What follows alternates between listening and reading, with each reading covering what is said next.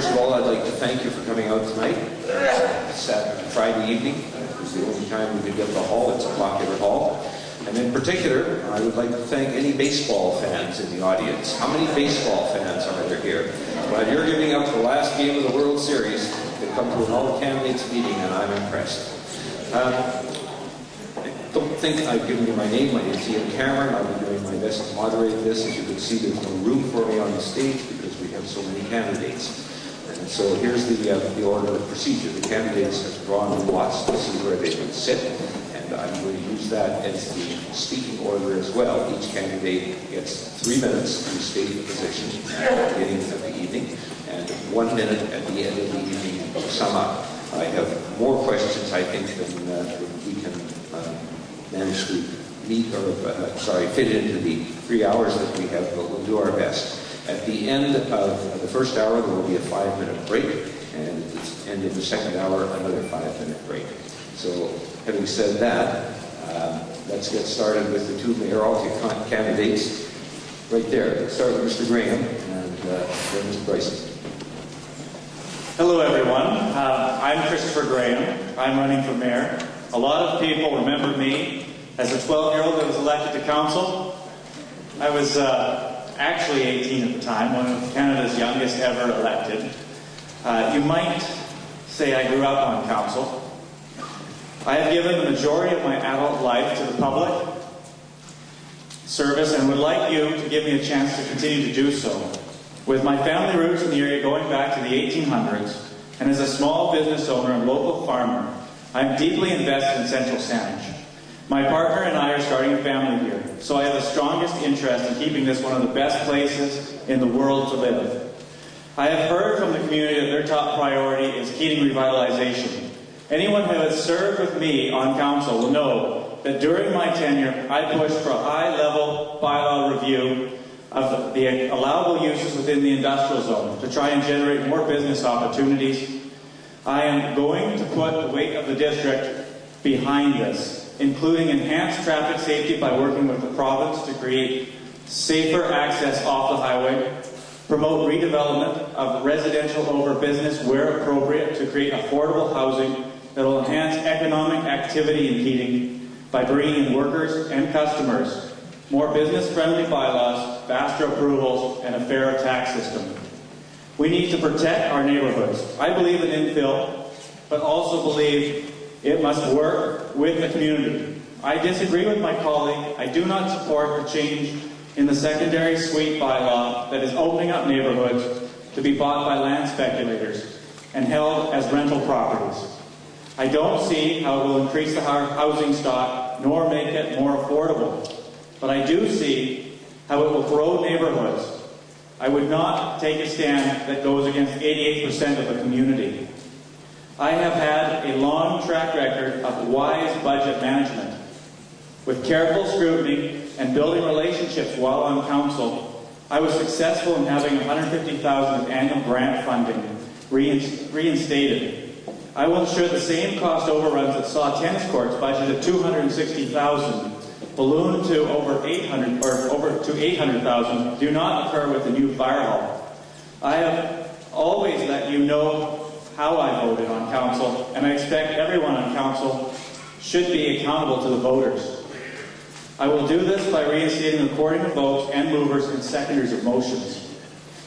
You trusted me to be your representative on council from 1996 to 2008. I ask you to trust me again to be your representative as mayor for the next 3 years. Thank you very much.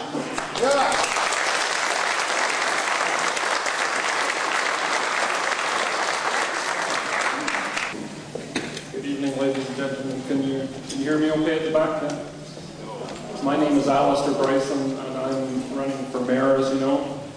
I'm currently a councillor in Central Saanich, and it's been my pleasure to be on council for 6 years. I guess there's probably going to be questions about the secondary suites because Chris has identified that as something that we have different views on, and I expect there'll be a question on that, so I'll address that later. But I guess that I'd like to take this to a higher level because at some point we have to be prepared to demonstrate what the tools are that we can bring to this job of being mayor of the community. It's all very well to try to anticipate the issues that are going to come ahead and state sort of where our positions are, etc. But that's not really been my experience in 6 years. Stuff comes at you, and you have to actually go back to your own toolkit and decide what it is that you can bring to that decision-making process. So I'd just like to share the values, perhaps, and the awarenesses, the toolkit that I'll be pulling out when I make decisions for this community over the next 3 years. So the first thing I'd like to point out is the reason that I farm here. And I farm here not for economic reasons, I can assure you that. I lose money every year. And we really need to keep that front and center, that farmers are having extreme difficulty making things economically viable. I'm subsidizing the food that I produce on my farm at this time.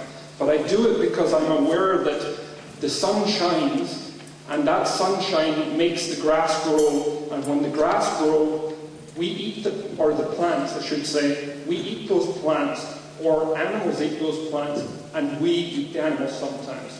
That is what actually sustains the cycle of life on this planet.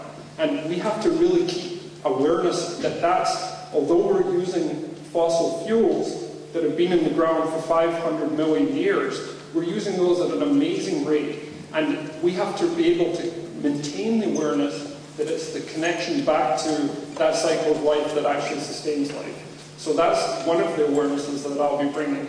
The other thing that I think local government is really trying to, the reason I'm passionate about being in local government and politics at a time when being political is not necessarily that popular, is that I see it as being the way forward for society, that we have, okay, I'm going to use the word, we've evolved from nature as self-aware human beings. We have the sense of being separate selves and having an identity that is separate from nature.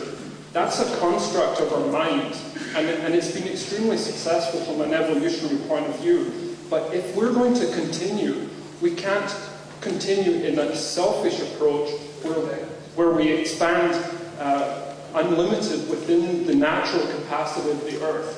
We're at 7 billion now. We're going to have to find a way of operating that actually perhaps balances self-interest with community interest. And that's what I find really interesting, is how are we going to move that forward? Because I think that's actually what's going to be our biggest challenge, is the finite capacity of the planet. Thank you.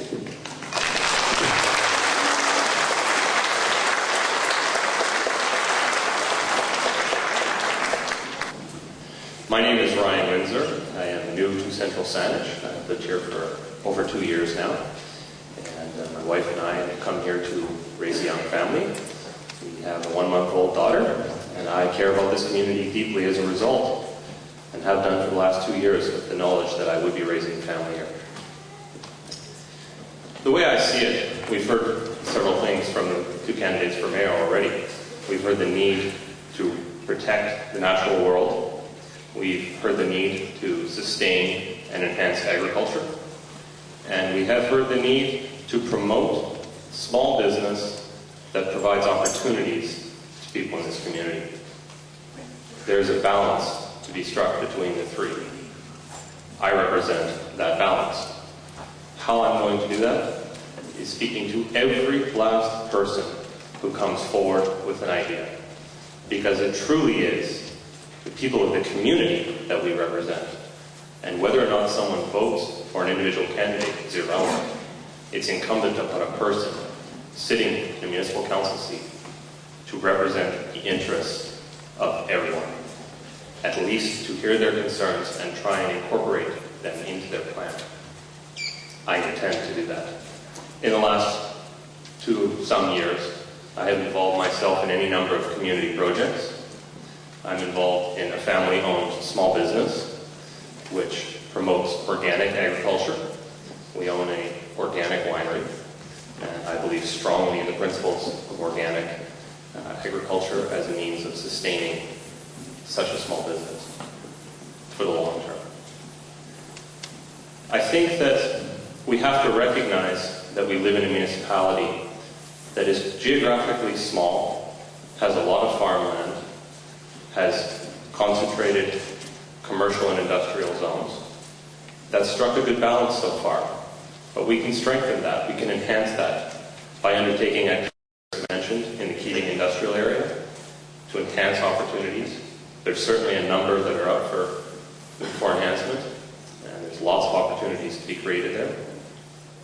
The advantage of keeping those areas compact, though, is that we can protect the other two principles: the protection of agriculture and the protection of our natural places. I happen to be a stream keeper, so I care deeply about the waterways and tributaries in this municipality. I think that we're gaining more understanding on a daily basis about how these things operate. And as we get an understanding of how they operate, we need to plan accordingly to protect them. Thank you.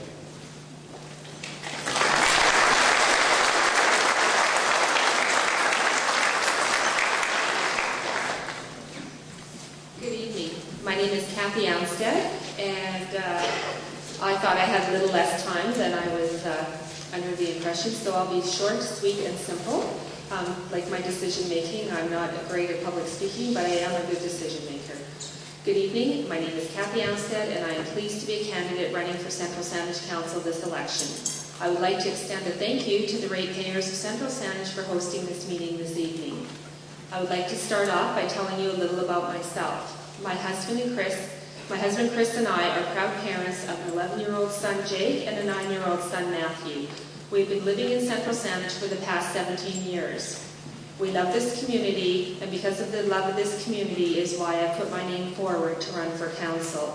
This community has offered my family a safe and enjoyable place to raise our children. My hope is always to remain living in Central Saanich. Currently, I work at Armstead & Company, a chartered accountant firm which our family owns. I bring with me extensive financial, business, and community experience. I would also like to clear up one misconception, if I may. I do actually live in Central Saanich. I've had some concerned citizens emailing me because my mailing address is Victoria. All of Tanner Ridge has a mailing address of Victoria, but jurisdictionally we belong to Central Saanich, and that is where our tax dollars go. My hope is to represent the everyday average citizen of Central Saanich with a practical and common sense approach to decision making without any hidden agendas, only the well-being of the community in mind. It is my concern for this community and its well-being that I wish to be elected to council. Please be sure to keep a copy of my brochure that outlines my platform and to help you with your decision making. I welcome the opportunity to answer to the best of my ability your questions and concerns this evening, and thank you for coming and your interest in Central Saanich.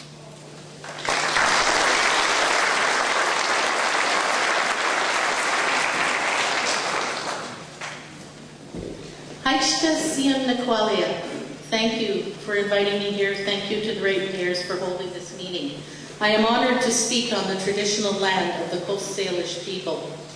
It's time for positive change in Central Saanich. It's time to bring everyone to the table. My name is Sue Stroud, and I am committed to maintaining the rural health and beauty of Central Saanich.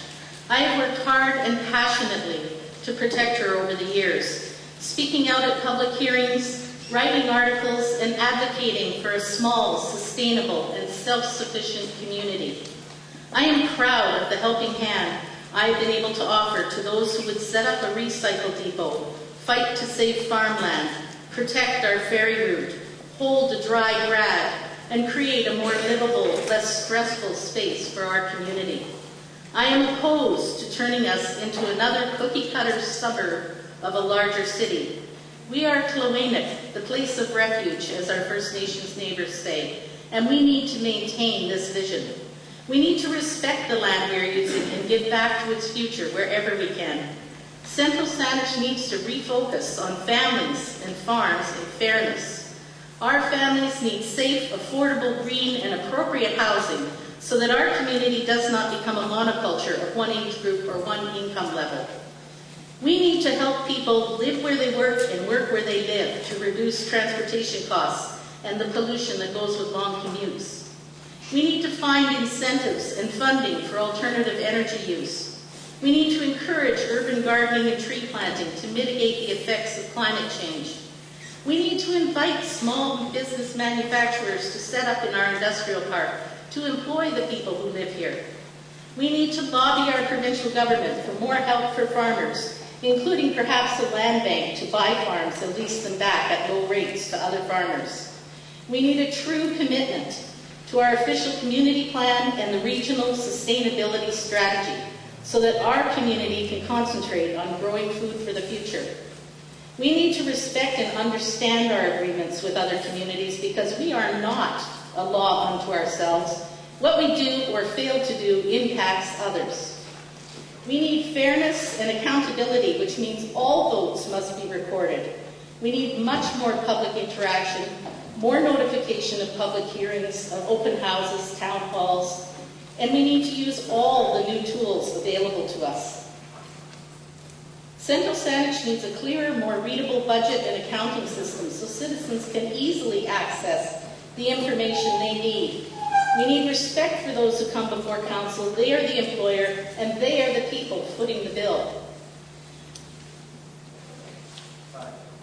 Thank you.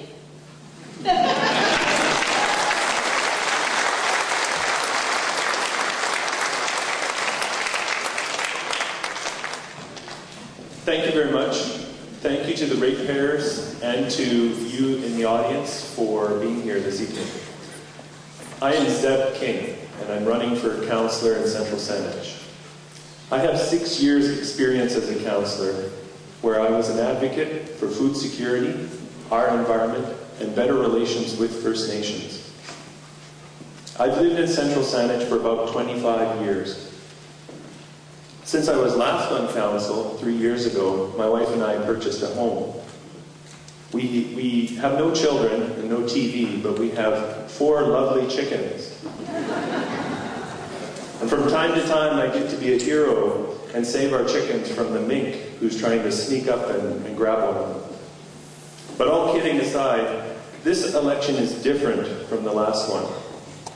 I've been knocking on doors, and I've been hearing over and over that times are tough, and taxes are crippling families. Many of you are feeling shut out and resentful that your concerns are not being listened to. Well, I hear you, and I'm listening. I'll be your voice on council and make sure that the other members of council hear you. If you vote for me, you're voting for open government, open and transparent government. I had regular office hours every week for 6 years, and I'd do it again. I opposed any proposal that would restrict citizen participation. If elected, I will work to reinstate the recording of votes at council meetings. When I was on council, before, we were a pay-as-you-go municipality, and that forced us to decide what was essential and what needed to wait. It's easy to spend, it's difficult to prioritize. As a homeowner, I have to decide every day what I can afford, just as you do. So if we have to do it, why can't council? Let's just take a look. Just take a look for a minute at the tennis courts. The Taj Mahal of tennis courts. Did they really have to be so deluxe? Could they have waited for a year? Was it the best bang for your buck? A lot of you are telling me that your income hasn't gone up in proportion to spending, and that hits you hard. So when I'm on council, I'm going to fight hard to ensure we put the brakes on overspending. In conclusion, you've got my attention, I'm listening, so tell me what's important to you because we're going to turn this around. Vote for me, Zeb King.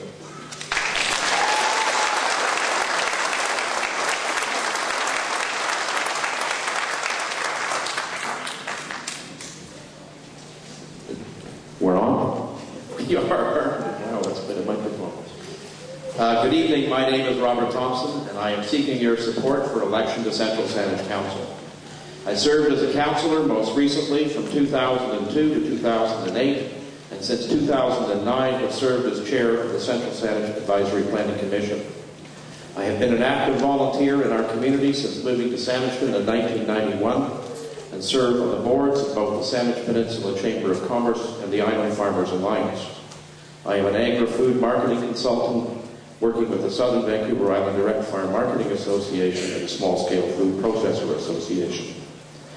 My purpose in running for council is to use this extensive experience in working with our community to find solutions to community issues, to make balanced and respected decisions that promote livable residential neighborhoods, vibrant commercial centers, and a sustainable rural economy within the context of the official community plan. It's been an excitable time for council and the community over the last few years. The public will not always agree with council decisions, but it is imperative that there is respect for how decisions are made. One of my goals is to help build confidence in the decision-making process. Council can look into new communication tools to more effectively tell the community what it's doing and why. And to this end, I also support recording of council votes and webcasts of council meetings. Our OCP has evolved over the last decade in concert with the regional growth strategy. Infill and more recently densification have been proposed as alternatives to suburban sprawl. But it is clear that the public has not bought into this idea. I do support a comprehensive review of densification and creation of guidelines as recommended in the OCP. Local businesses provide us with products and services generating jobs and tax income for our community. But business needs our support too, to be sustainable in these tough times. Businesses are concerned with higher tax rates, processing times for permits, affordable housing for employees, and safe access to the industrial park. I support a review of business tax rates, better value for tax dollars, and a more active role for local government in promoting economic activity. Finally, farming, we need to recognize, is a business. And just like any other business, it needs to be profitable to be sustainable. We need to actively support our farming community. Saving the ALR is not enough. Farmers are concerned about production costs, farm worker housing, wildlife management, and dumping of construction fill on farmland. I do support development and implementation of wildlife management plans and implementation of the Central Saanich Area Plan for Agriculture. On November 19th, please elect an independent and experienced councillor with a proven commitment to community, Robert Thompson.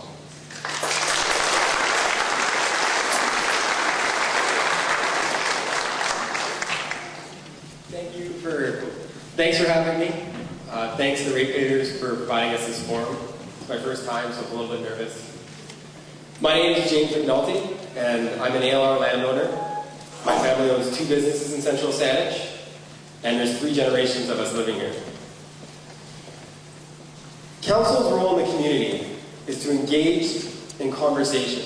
And when you engage in that conversation, you will find conflict. In conflict, there are always 2 things that will be present. One, that the access to information isn't equal on both sides. And the second thing is that both sides have that same information and they're interpreting differently. My job in council will be to provide an open forum for everyone in the community to have access to all of that information. Sorry. I gotta breathe, take my time, so that I'm sorry. What council has to do is provide a forum for the access to that information. Ensure that the community has full participation in that information. Democracy is not a council, Council's role in democracy is not to make decisions for people. Council's role is to enact the decisions of the community. I'm not here to find fault. I'm here to find a remedy and move this community forward. I hope to give you an idea of how I intend to approach serious issues on council. Thank you.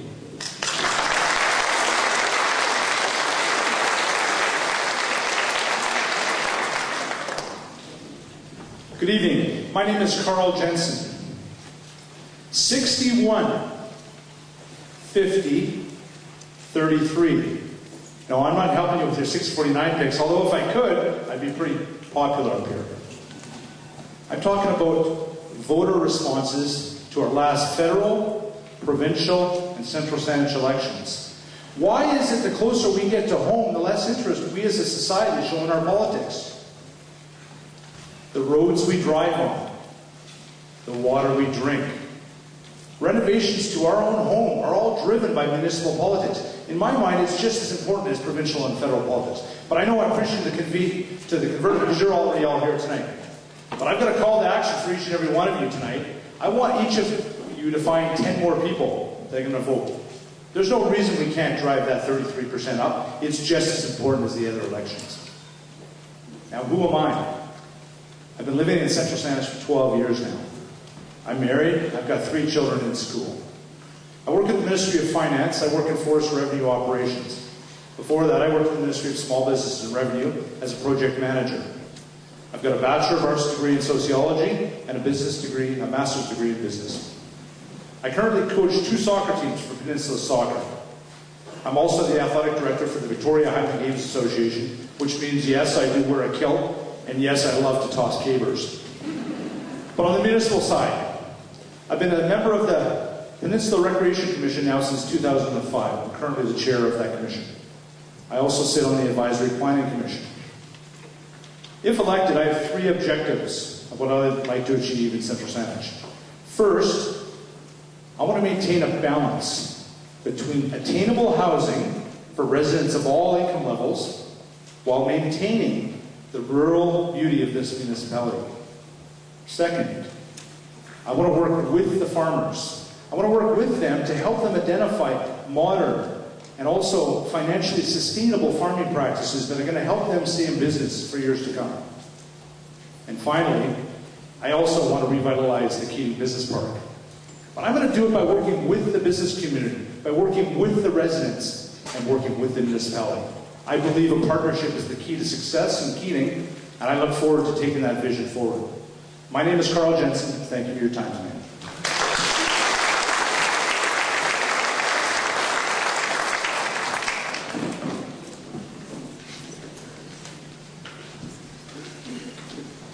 Good evening, ladies and gentlemen. My name is Terry Siklenka, and I'm seeking to be re-elected to Central Saanich Council. We've got a lot of things happening in the community. We need a lot of important decisions to be made in the future. I've lived here since 2008. I moved here with my wife, and we started Le Café Chocolat. I made a lot of you desserts and chocolates, and I know what it's like to run a small business in this community. We lived in a farmhouse in behind, and then since then we moved to the other side of the border to start a Harvey farm, and then this fall we bought another home in Central Saanich that we're currently renovating and moving back to. It's really important that we have involvement in the council that makes decisions for 16,500 people. Not small interest groups, not individuals, but the entire community. Our decisions affect everybody. Our tax dollars. People talk about how we've done with doing the tennis courts, doing the other municipal projects, paving East Saanich Road. These are important things that need to be done. Recreation, paving of roads, improving infrastructure, it costs money. In the term that we've been on council, we've managed to leverage that multiple times over, using higher levels of government to making sure that when we're spending your tax dollars, we spent the time to make the decision and we've leveraged it to the best possible ability that we can.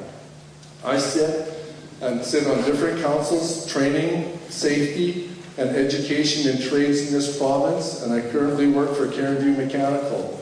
I've sat on a number of boards throughout on both the city, provincial level, and I bring that experience to you and my experience as a small business owner in this community and as a manager of businesses through my entire adult life to council. I don't make a decision for 1 or 2 people or any self-serving agenda. My decisions are made for all of you. You are the people that put me up here, represent you, and I believe that I've done a good job over the last 3 years, and I'm asking you for your support for the next 3. It's not just a matter of trust, it's making sure that I earn your trust. And I'm willing to do that. Thank you very much.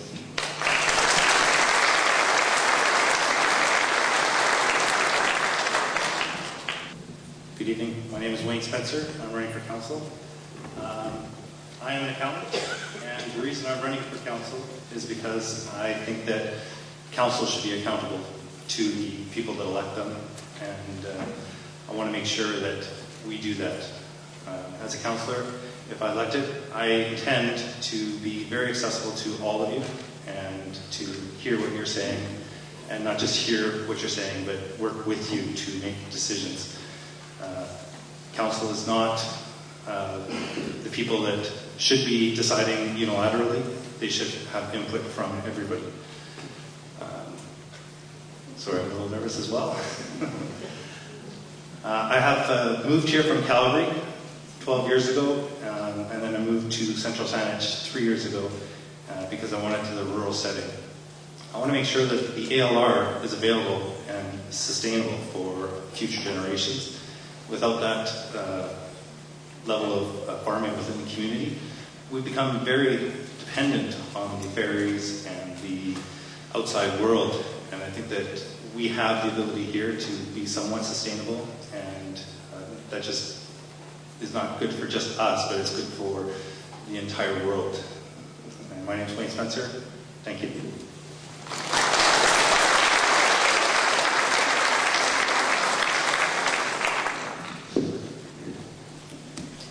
First of all, I'd like to thank all of you for coming out on this beautiful evening in Central Saanich, and thank the organizers for this evening.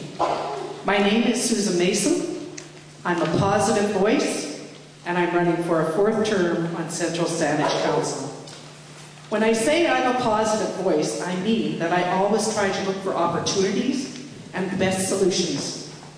As the longest serving councillor at this table, I bring you the experience, historical memory, consistency, and a proven track record. But I do have to confess, I still get nervous when I have to get up and speak in public. From the vantage point of the middle of the political spectrum, I look at all sides and make good decisions based on the merits of individual issues. Many of our senior staff have or will be retiring shortly, and we need strong, experienced leaders to ensure a smooth transition and to deal with the many important opportunities and issues facing us. Given today's revenue and infrastructure challenges, the #1 priority has to be the district's financial sustainability. We need to increase our tax base and maintain service levels. It is critical that we sustain balance between growth and no growth, as set out in our OCP. Encourage economic development. And I believe taking a proactive, promotional approach is key to attracting business, industry, and tourism. My vision of the Keating Industrial Area is a vibrant, work-live environment with affordable housing for workers and young people. With world-renowned butchart gardens on our doorstep, I see enormous potential for culinary, wine, and cycling tourism. Taking active steps towards sustaining, promoting, and protecting farming in Central Saanich has been and will continue to be one of my passions. We need to see implementation of our new agricultural area plan and an active agricultural advisory committee.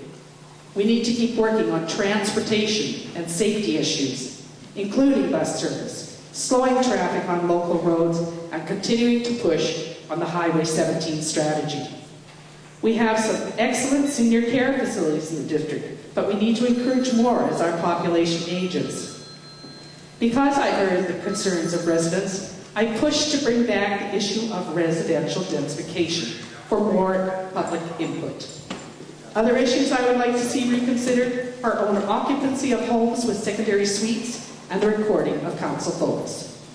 We need a balanced council that will make good, common sense decisions, ensuring that we maximize the opportunities open to us and find solutions to the challenges. Finish? Now? I got 30 seconds? Oh, okay. Okay, thank you.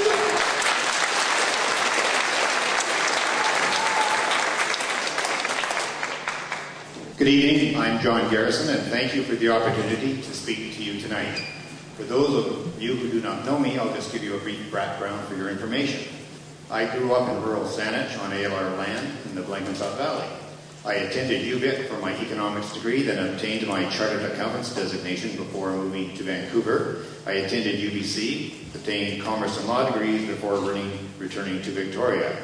I subsequently was employed as a legal counsel for a Crown corporation for 25 years and retired in 2006. And I currently work at Slig Lumber on the Peninsula, a great retirement job that has nothing to do with law. However, I have been active in municipal politics since 1986. First elected to Saanich Council in 1987, I served 5 terms until 2002. I was also on the CRD board for 9 years, so I have a local and regional perspective. I've also had the honor to be one of your central Saanich councillors for the last 6 years, and I've chaired the Finance Committee during the last term, and I'm also your representative on the Regional Water Commission and on the CREST board dealing with the emergency radio system. Your council has been very active over the last 3 years on many initiatives, and I'll just mention a couple of them because I think they're important. Well, they're all important, but certainly I'll mention the district's award-winning integrated stormwater management plan, which took a lot of time to do, and the East Saanich Road reconstruction, which has just finished, reopened it, and that was at $1/3 because of federal-provincial sharing.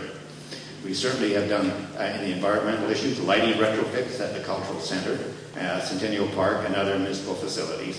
And we've initiated the new fire hall location. I think there's challenges that continue on a number of fronts. And as you've mentioned from other candidates, a major overriding objective has been, and will continue to be, keeping our fiscal priorities in order to keep tax increases reasonable given the infrastructure challenges and needs.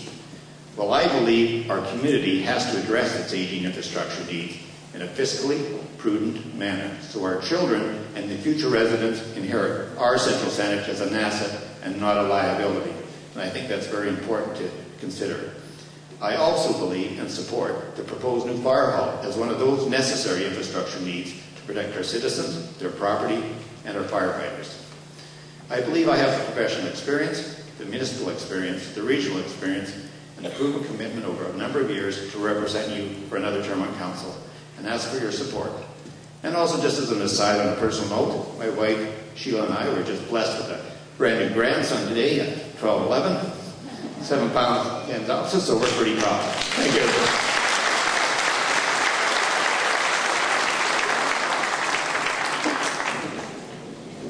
Congratulations, John. That's great.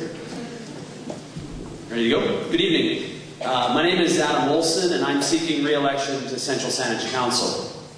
I thank Sue for recognizing the Saanich territory, and I also recognize this wonderful place. Firstly, I'd like to thank the residents and ratepayers of Central Saanich for providing an opportunity for the community to get together and get to know all of the candidates. You should be very proud that this election has produced a very diverse group of representatives to choose from. I'd like to take a minute to thank our current mayor, Jack Marr, for his community service over the last few years.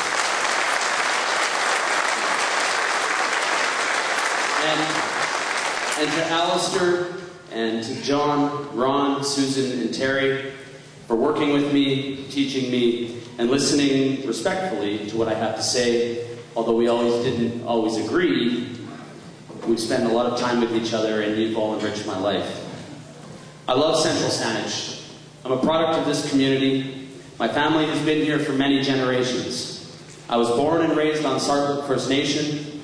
I went to Little Raven at Leeuwenhoek School, Brentwood, Mount Newton Middle School, and Stelly School. I played baseball, soccer, and tennis at Centennial Park. I acted on the stage at Stelly's, and I've known many of you here tonight for most of my life. I work from home. I'm the work-from-home father of the cute little boy over there, Silas Wolf, and Emily and I look forward to raising Silas here and growing old here. I've thoroughly enjoyed my first term on council. I've worked very hard on your behalf, and I'm not done yet. I'm seeking re-election because I want to continue this work, and I'm committed to providing balanced representation at the council table and the various board and committee tables that I'm appointed to. We are in difficult times. Before I was elected to council, I had no idea how challenging it would be to weigh the needs of the community with the requests of individuals within the limitations of our budgets. In the face of those challenges, Central Saanich has great potential, and it has been an honor to get to work in our community. I've spent countless hours with many of you, and I can say with certainty that the love and respect that we share for this place gives us all reason to be optimistic. I've written about many of the positions that have been stated here tonight on my website, and my colleagues have highlighted many of the issues that we have facing our community. But I look forward to your questions, and I raise my hands to you for taking the time out of your weekends to join us this evening to discuss our great community. Thank you.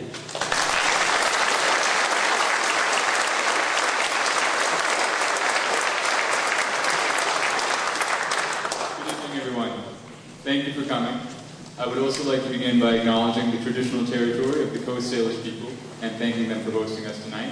I'm going to deliver my introduction sitting down, but I wanted to stand up to also introduce myself to those standing at stage right. Let you know I am not, in fact, a concrete pillar. Thank you. So, getting down to it, I'm Liam Cooper, and I'm running for Central Saanich Council, first because I live in this community, and therefore I am directly affected by the decisions of council. Second, I'm running because my partner Marnie and I are raising our son Satoshi Keith in Central Saanich. Therefore, we are invested in making sure that this community remains the kind of place that you might want to grow up in if you were a kid.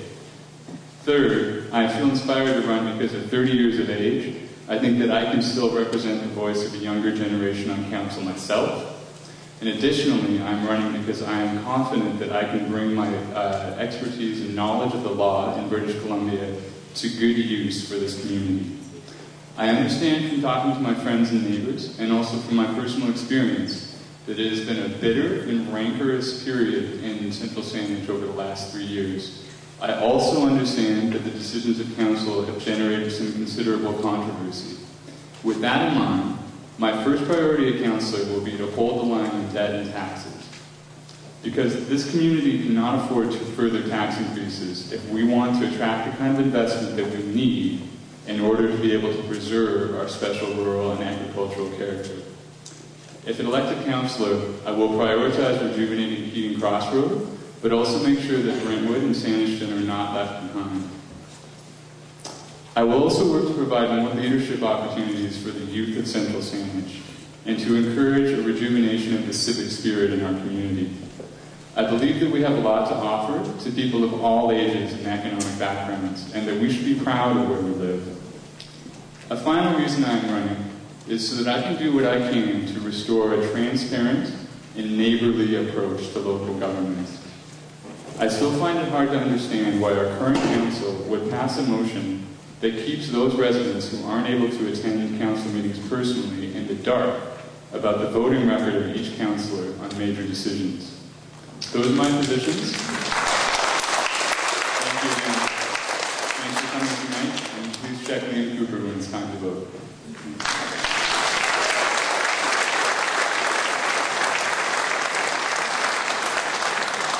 Well, congratulations, we are right on time. We have 74 questions. Looking at handwriting, it seems to me that they've been handed in by somewhere around 60 people. Some people wrote several questions. And what I've done is most of them, 40 out of the 74, are for all the candidates. And obviously, if I do that, I'm here for the rest of the year. So what I've done is subsume the questions that are similar. And I'm going to start off with ones to, some of the ones to all candidates, and then I'll go to individual candidates. The most commonly asked question was, would you support a motion to have councillors' votes made public? If not, why? And I'm going to start on the left and work this way this time. So, Mr. Cooper, you've already said it, but go ahead, briefly. Thank you. I would just like to reiterate that if elected councillor, I would vote, introduce, second, any motion to reintroduce recording of councillors' votes.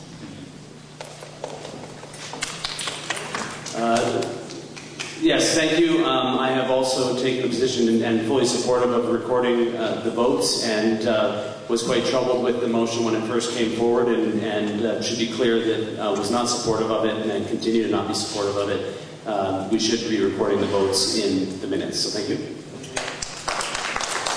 Well, thank you. I did support the changes that came forward, though from what I've heard, I would probably support writing in the people who are opposed to vote, but the movers and seconders really is not that necessary, because, as an example, I'll suggest that when you're a committee chair, you're moving a motion from your committee, and it's seconded, even though you may not approve it. So you're just moving as a process. So from my perspective, and some of the Amina, I forget what her name is, one of the politicians suggests that movers and seconders is not necessary, but certainly those who are opposed to a motion perhaps should be recorded.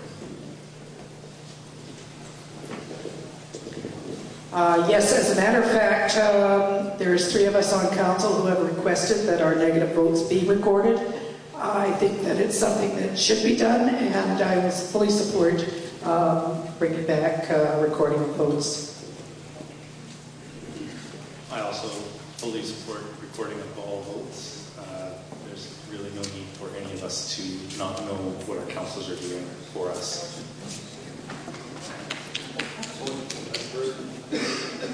I've heard it loud and clear from the citizens that they wish to know what's happening and they want an open and transparent municipal government.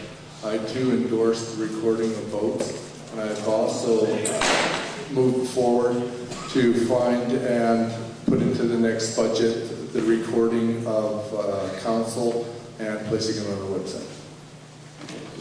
Simple, quick, yes, of course. Thank you. I absolutely think it's necessary in a democratic society for us to be able to be aware of how our elected representatives vote. I didn't support the change to the recording, and on issues where I've felt it really necessary to have my negative vote recorded, I have certainly asked for that to be recorded in the minutes. And I would like to see it just be par for the game that we record all the votes of council. I think it's also really important that we record who's in favour, simply because there's times when people are in conflict of interest and it may not immediately be apparent that they weren't part of that vote. So it needs to be clear. I don't think I've voted like this since I was 5. So of course I'm going to support the motion. As I age a little bit, the memory goes a little bit, so I appreciate actually a bit of a heads up of how I did vote. I can't remember what I had for lunch today, so I'm all for it. It's crucial that the Council of Central Saanich is effective in delivering information to its fine citizens, so I'll support this 100%. The answer is yes, but I think we need to clarify that when there was a change in behavior in council, that there was never a motion to stop recording for whatever reason no one can remember. Votes stopped being recorded 6 months before the last election. Well, the motion that was changed was to remove movers and seconders, and in fact, I did do some research a few weeks ago and got to the bottom of an article by a parliamentarian by the name of Amina, who this council went and heard, and he has a rather interesting article on why he suggests that movers and seconders need not be included, but for simplification it can be there, and some of the reasons have already been suggested. What we traditionally did in Central Saanich was to record the negative votes, because it was assumed that whoever was at the table voted the positive, and there's a reason for that too, is because by law, when you vote positive, and as long as you don't stick your hand in the air during the call for the negative votes, you are presumed to have voted in favor of a motion. The other interesting thing is the bylaw has never changed, and so councillors have always been allowed to have their vote recorded in the negative over the last 3 to 4 years. That has not been removed from the bylaw. My view is that we should never have removed the movers and seconders, let alone the way we vote, whether it's positive or negative. The more information, the better for the people, the citizens of Central Saanich. In addition, I think we need to have these meetings webcasted so that those people who can't attend the meeting can see them. This day and age, we have web cameras that cost $100. There's no reason why we can't webcast council meetings. So my view is more transparency, more openness, so that you can make informed decisions. Thank you.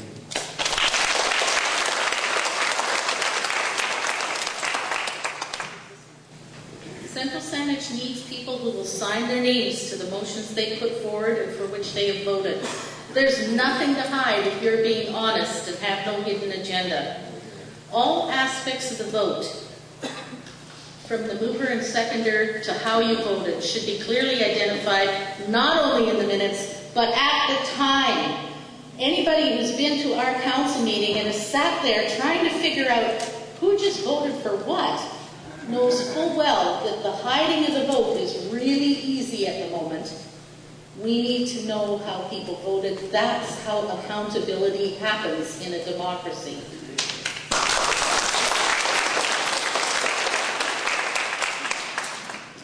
I too believe in open and honest transparency in our government at every level. So I am in favor of recording of all votes. I'm not sure why in the past it's been done away with. I'm sure it was not with any negative intentions to hide things. I do believe that. But I do believe that I stand behind what I vote for, and I have no problem anybody seeing what I have voted for.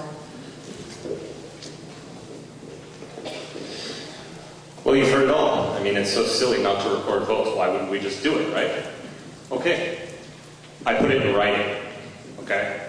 I'm saying that we will record council meetings, we will webcast them, and we will record votes. And I am willing to put it in writing.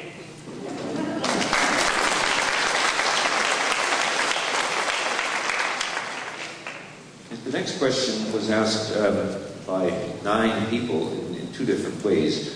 Several people asked it for all candidates, and several people asked it for 1 or 2 specific candidates. I'm going to make it for all candidates, and we'll start this time this way and go that, but I will be varying it for you folks in the middle in the future. And the question is, should candidates live in the municipality that will be affected by their decisions? And do you live in Central Saanich? And if not, where do you live?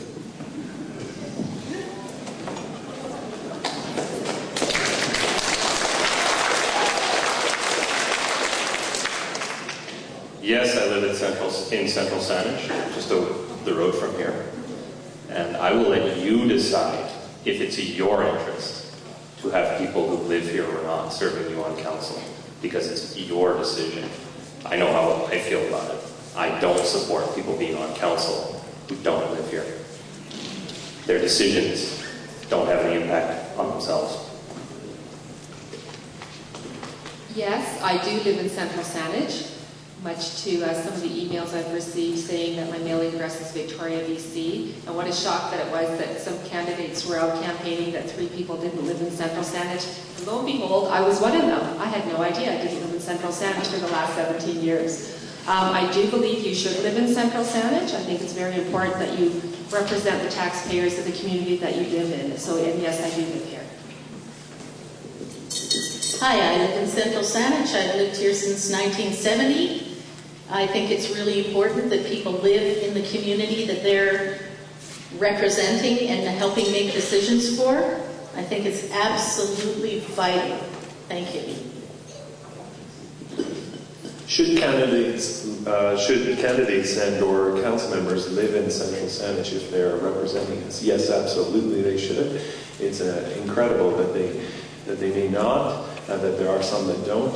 That they can make decisions about making you pay taxes, but they won't be paying those same taxes. You could essentially run for councillor of Terrace or Prince Rupert and make decisions about their taxes, and you wouldn't be paying those. Do I live in Central Saanich? Absolutely, I do. I went to the various schools here, and I hope to live in Central Saanich for a long time to come.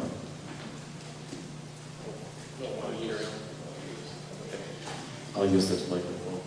I was getting caught off guard because there's a lot of them. Yes, I certainly do live in Saanich, and I've been here for 20 years. In terms of clearly it's legal for people to live in other municipalities and run here, there's no doubt about that. And there are several examples across the CRD where people don't, but generally speaking, it is of course most helpful if people do live here and have experience in the community. Yes, I do live in Central Saanich, and I agree with Ryan. I think the voters should decide, but I know I'm uncomfortable with someone imposing tax policy and they're not affected by it, so, yeah. I also live here. I've been in Brentwood for 12 years now.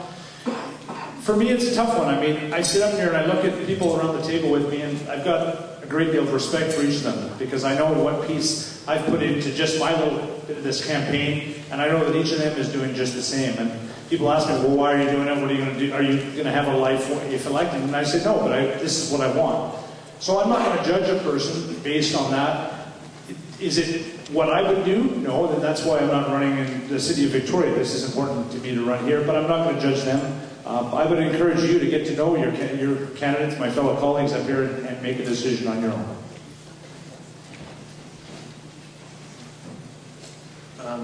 Yes, I'm Alistair Bryson. I do live in central Saanich, in the Mount Newton Valley.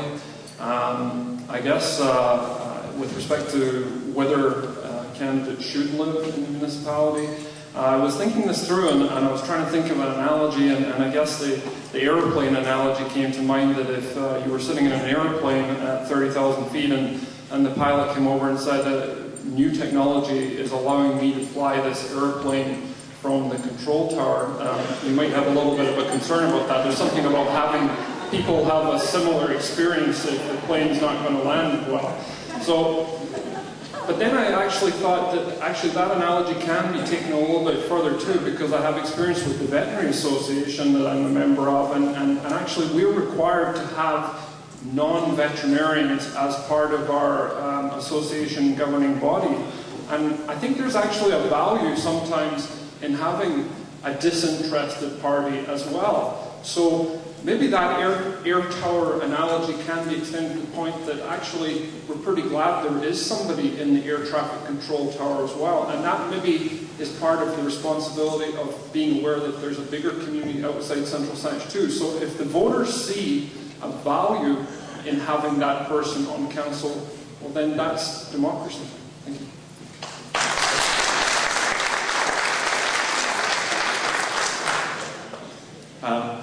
Yes, I live in Central Saanich on Saanich Drive, actually, another fairly famous neighborhood in Central Saanich. All I'll say about this is it's something I would consider when I'm voting myself. I've yet to make up my mind who I'll vote for, but there's a number of factors that I take into consideration, and that would be one of many. And I would say I can entirely relate to Kathy's experience, having lived on Rodolph for much of my council experience, and having to answer that question, what are you doing here in Victoria? It is a bit frustrating at times, but I think I'll pass it on. Thank you. I currently am living in Saanich off Oldfield Road, where I started a Harvey farm this year. This year, I paid over $9,000 in property taxes in the district of Central Saanich. I own the chocolate shop building and the house in behind it. I sold that this fall. Since then, we've moved and rebought a property in Central Saanich this fall, which are, as I stated, are currently renovating and plan to move into in the near future. This is important. Provincial legislation says that anybody can run anywhere. What I do believe in is that the person should have a common knowledge of the area, know and be able to be a good counselor, listen to the people, make decisions for the people. It shouldn't be just based solely on whether they live here, but the type of person that's willing to help the community grow. So I'm one of those people that caused this question, I'm sure, but I have also bought a home this year, sold a home this year in Central Saanich, and plan to always be on the peninsula and always to be in Central Saanich. So thank you very much. Wayne Spencer, and yes, I live in Brentwood Bay here. It's somewhat important to me that somebody making decisions is going to be affected equally. There's a saying, we don't all have to hurt the same, or we don't have to give the same, but we should all hurt the same. Thank you. Well, this is a really tough question, actually, considering who's sitting beside me here. I think, sorry about that. I think it's up to the community to decide who they want to vote for. If they feel that somebody brings the experience and knowledge for a position on council that perhaps doesn't live in the community, then maybe we should be looking at that. But I do feel it is important, and I must say, and I hate to say this, John, that councillors know the community and are easily accessible. That's very important to me. Thank you. I think this question is right for me because obviously I don't live in the municipality. I moved out. I got remarried last term, and certainly proud. I'm glad I got married actually. But in any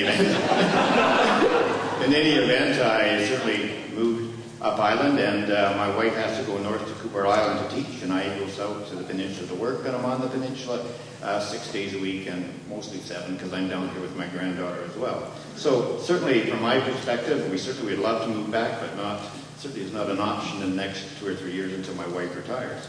I guess my only view would be that certainly it's up to you as the citizens decide whether you wish to have my experience on council, and as I'm aware of the issues, and I'm certainly in the community every day, and no, I understand the issue, what it involves in, but certainly I think with my background and my integrity, I think you've already seen how I've been a member of council for 6 years, so it's not as if I'm just a new person jumping in. Thank you.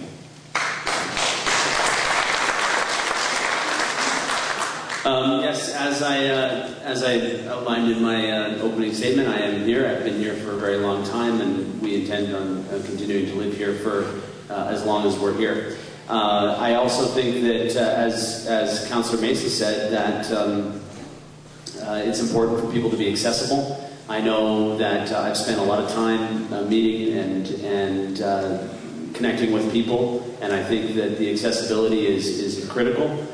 But again, like some of my colleagues up here, I think that it is an important decision for you to make as to who you are going to elect to represent you, and if there are people that can provide something for your community, then that's a decision that you have to make. It'll be a decision that I have to make as well. So thank you very much. Thank you. I do indeed live in the municipality in Saanich and myself, and I think that yes, even if there's not a legal requirement, there is an ethical obligation to live in the community that one would hope to serve as councillor. But with that said, I don't want to get personal about this, and I won't speak about other candidates as individuals. I don't think that if a candidate lives outside of the municipality that is in itself a reflection on their character. I do think, though, as residents, that we're within our rights to consider whether some of the contentious decisions of the last 3 years would have been decided in exactly the same way if all the councillors involved had lived in the period continuously over that period. Thank you.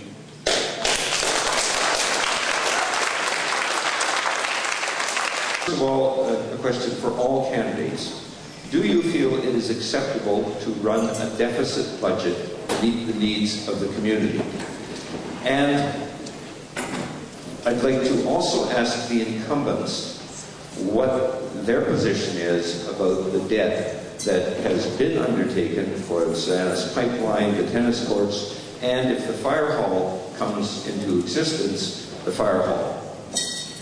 Right? So we'll start with the mayoral candidates and go this way and then come back that way. So, Mr. Bryson. Well, you know, this is a situation I'm going to have to break a little bit from my colleagues on council because I brought a different philosophy to the council table regarding debt. And I'm uncomfortable because council makes decisions, and so I'm not second-guessing council's decision here. I just want to be clear about how I voted, and because that's what we're doing here, is we're having an election of representatives.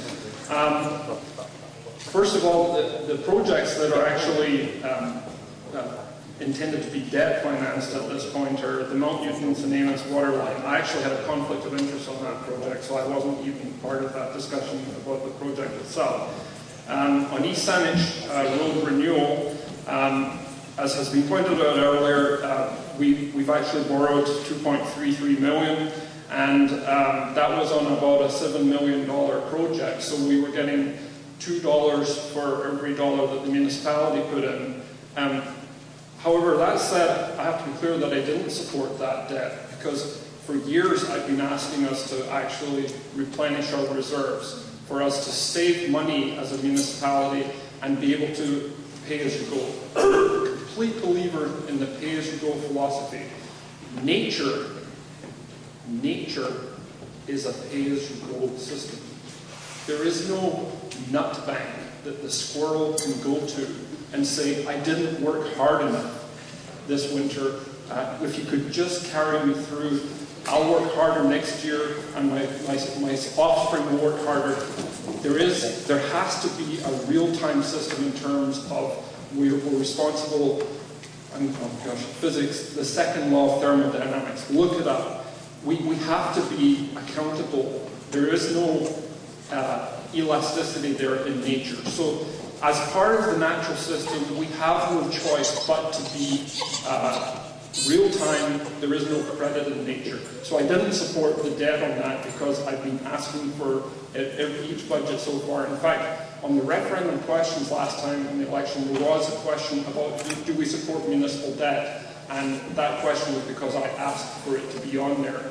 And I mentioned several times that the community was clear that it didn't want us to go into debt financing. The Centennial Park tennis courts, again, I didn't support that debt. I thought that we had actually made a Cadillac project, and I thought there were ways that we could avoid. The one that I have supported is the new main fire hall, because we're in a position that we went through an alternative approval process. We also were in the position where we have to have this fire hall for community safety.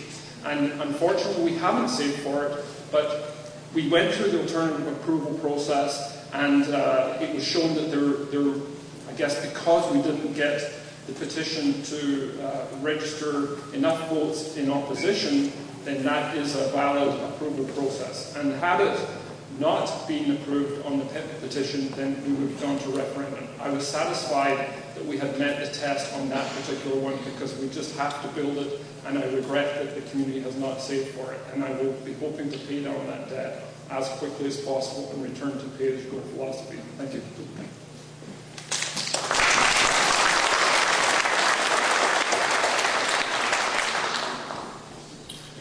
I wish I could say something here that would separate myself from my colleague, but I can't.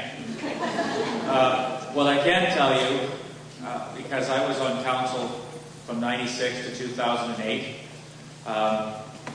with the council actually, Councillor Thompson was on the 93 to 96 council. They saw $250,000 of revenue cut out of their budget annually. During my period in office in the late 90s to the early 2000s, we saw $1 million worth of annual grant funding eliminated, which was a huge squeeze on the municipality. There were big debates around that council table. I stood my ground and tried to convince council. I was one of several councillors who wanted to see these grant cuts passed straight through to the taxpayer, so the taxpayer would know where that pain was coming from.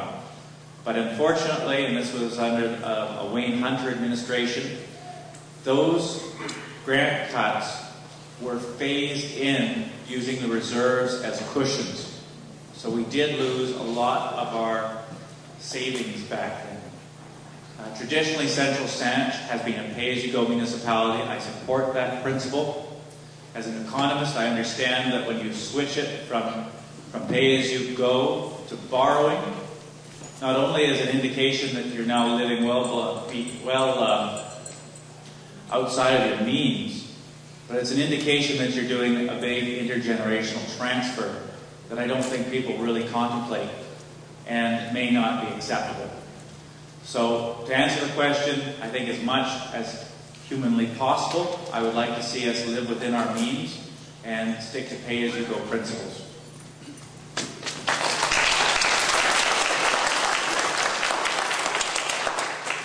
I think a little bit, the way the question was worded, for me, it's been answered. Is it acceptable to run a deficit to meet the needs of the community? If it meets the needs of the community, then I believe it is. I look at something like the fire hall, and I don't see that as a nice to have. I spoke with the fire chief, and he told me about the estimated damage that could hit the fire hall should the massive earthquake that we're all expecting hit. I like the idea that if a disaster strikes, the fire department can help us. It's infrastructure like that we can't just leave behind. I understand the pay-as-you-go philosophy, but we witnessed sitting on the Peninsula Rec Commission. Look what happened with the pool expansion. What was originally about a $5 or $6 million project. When it was delayed, they came in an $11 or $12 million project. For me, it's pretty obvious. If it meets the needs of the community, it's going to work. I look at myself, I take it back to my own personal buying a house. Did I live within my means? No. But has that been a better investment for me and my family in the long run? Yes, it has. It's very tempting to find fault within a group or a community. We need to be finding ways to meet the infrastructure needs of the future generation without burdening them with debt. I'm not here to say yes or no. That's not my job as a councillor. My job is to enact the will of the people of Central Saanich.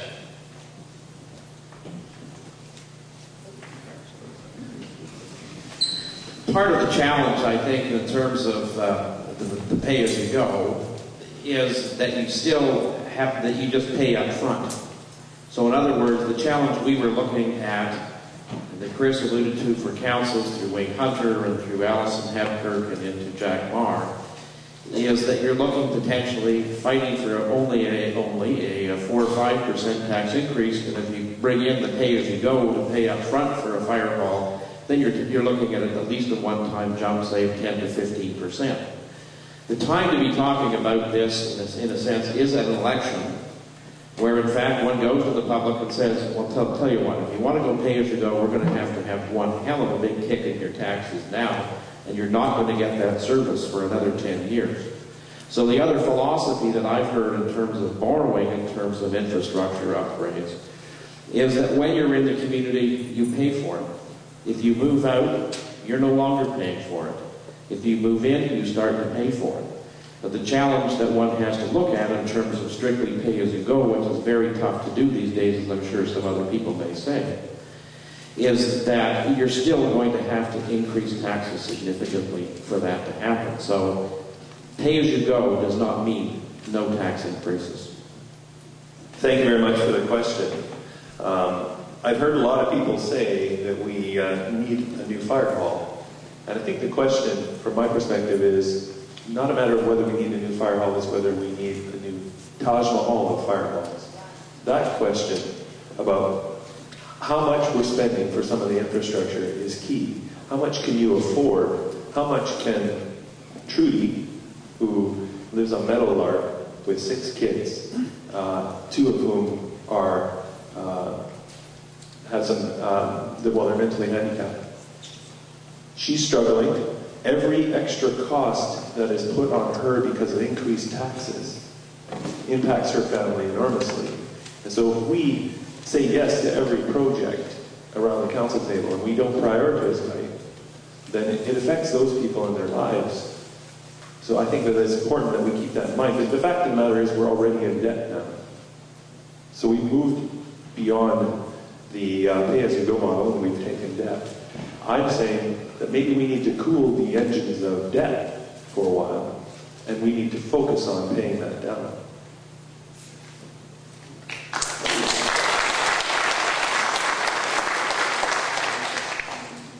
I'm still laughing about the nut bank. The alternative approval process should have been extended 1 week. And the reason for that is at the time that it was underway, there was a postal disruption, there were lockouts, and so it was not possible for all of the ballots to get to the Municipal Hall. The Municipal Hall was asked to extend and said no. But the provincial government said yes and extended the HST referendum. So we need to look at these things a little more carefully. I don't believe that we should be running up the debt. I believe that councils for a long time into the future are going to be blamed for the debt that has been run up this time around.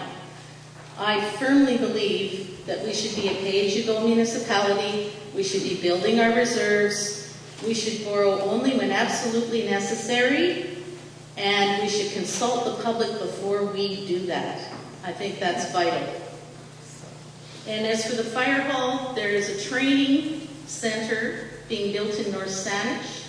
There is an excellent training center at Royal Oak. If you ever go look behind the bus stops, you'll see the training center out back of the fire hall. We should be making arrangements to share those training centers so that we don't have to build a third one. I think they call that, well, that brings up the A word, but we won't go there.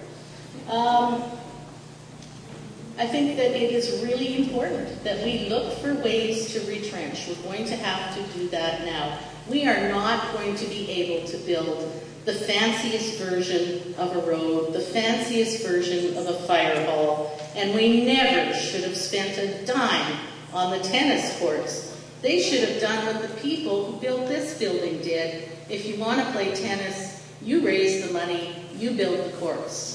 That's what these people did who played tennis.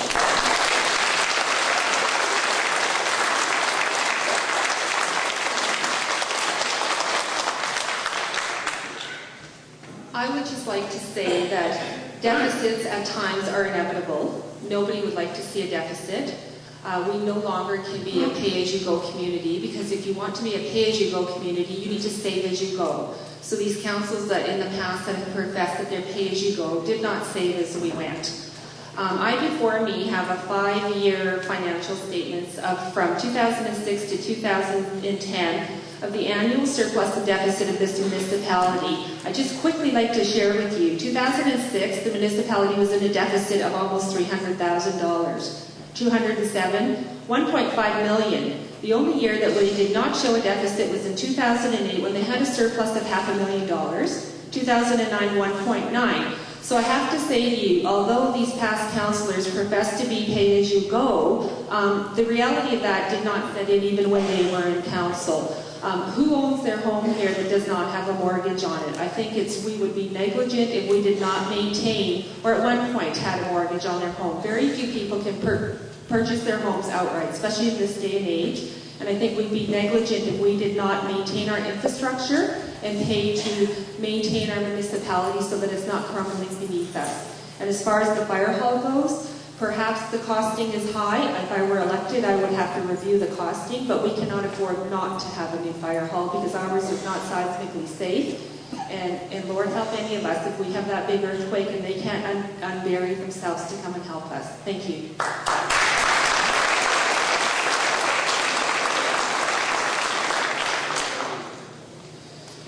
Okay, not thanking aside, thank you, Alistair, thank you, Sue. It's a question of does a debt make sense?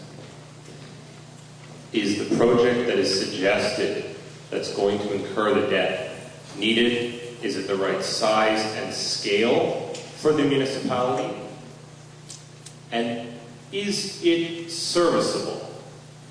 Do we have a plan for paying that debt? Do we know the interest rates? Do we know the term of that debt? And what happens is we go out and we make decisions and we're going to have to borrow money to pay for those decisions. Do we really have a clear plan about the term of the borrowing, the interest rates, what potential changes may occur in interest rates that could potentially impact us that we don't expect or we don't account for in our plan? If we don't do these things, what we have is debt that's endless. Deficits to just pile on and pile on and pile on, and the taxpayer continues to have to service that debt as the taxes go up. So it doesn't matter about pay-as-you-go, it doesn't matter about debt. It's about strategic planning. It comes down to, do we spend $9 million on a fire hall? Do we spend $4 million on a fire hall? Which one is serviceable? Which one serves the needs of the community? As Sue said, there are services that can certainly be shared. Could that reduce costs? Absolutely. Was that considered? Go and try and find that on the Central Saanich website or anywhere else. I can't find it.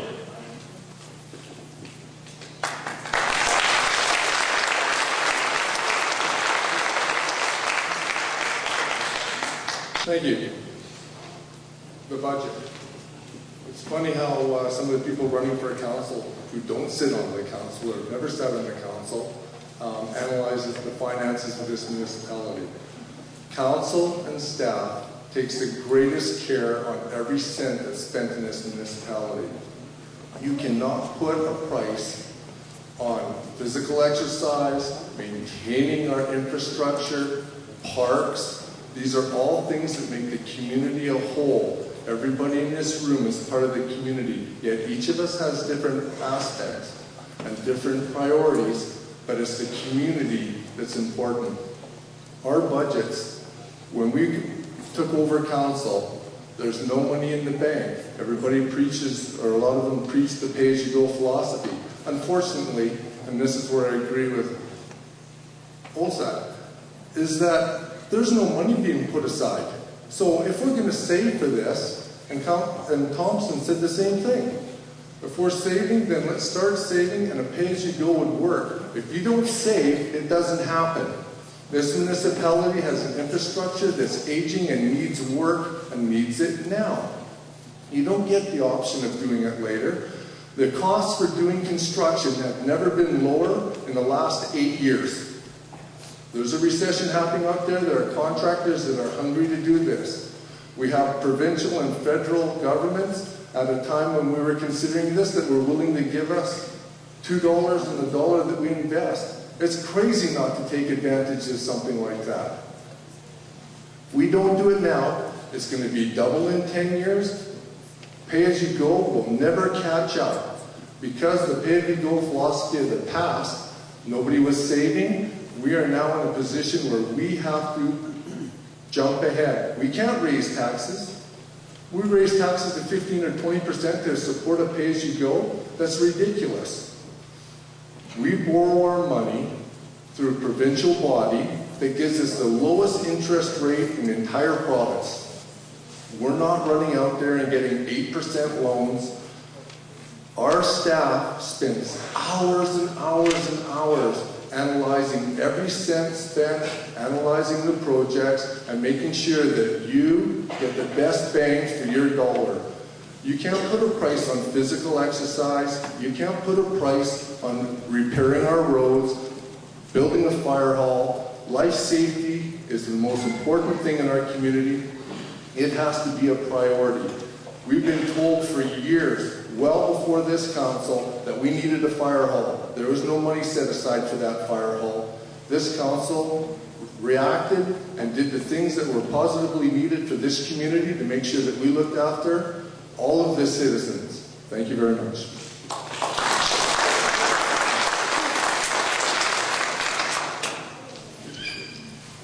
Yes, I think that you have to look at debt in two different ways.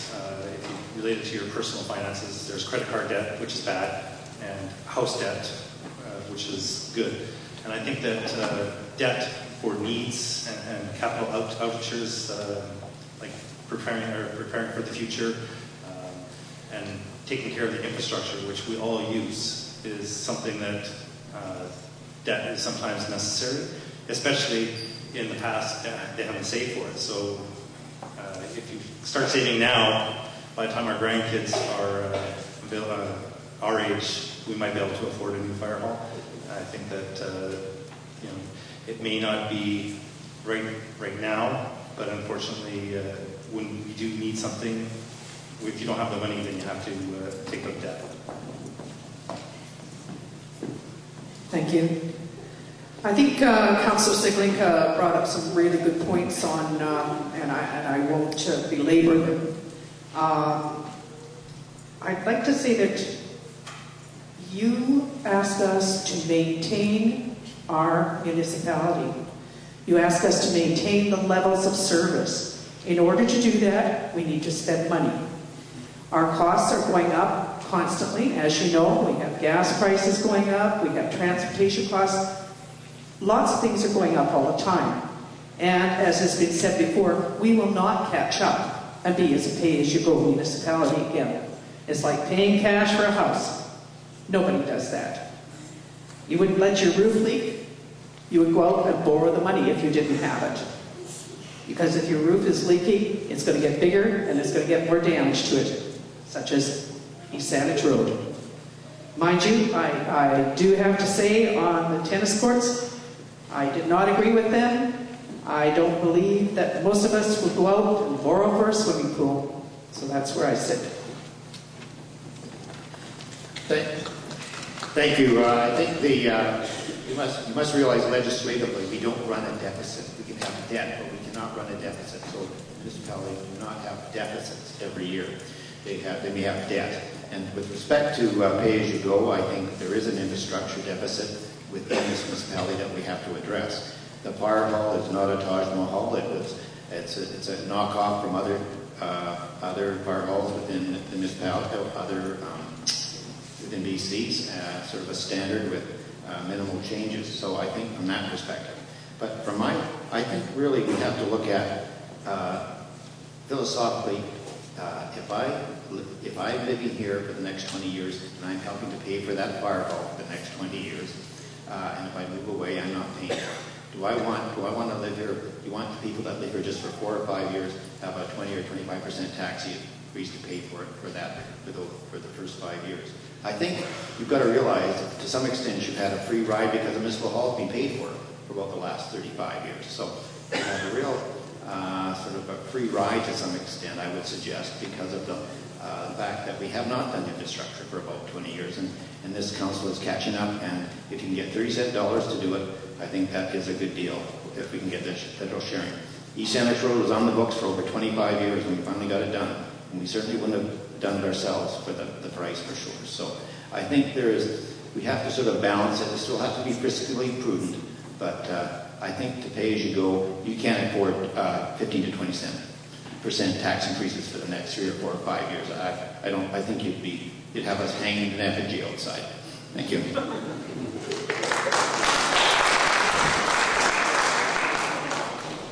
Well, 13 candidates certainly burns through a lot of the information here. I do just want to say that we have, as a council, borrowed $2.33 million for East Saanich Road.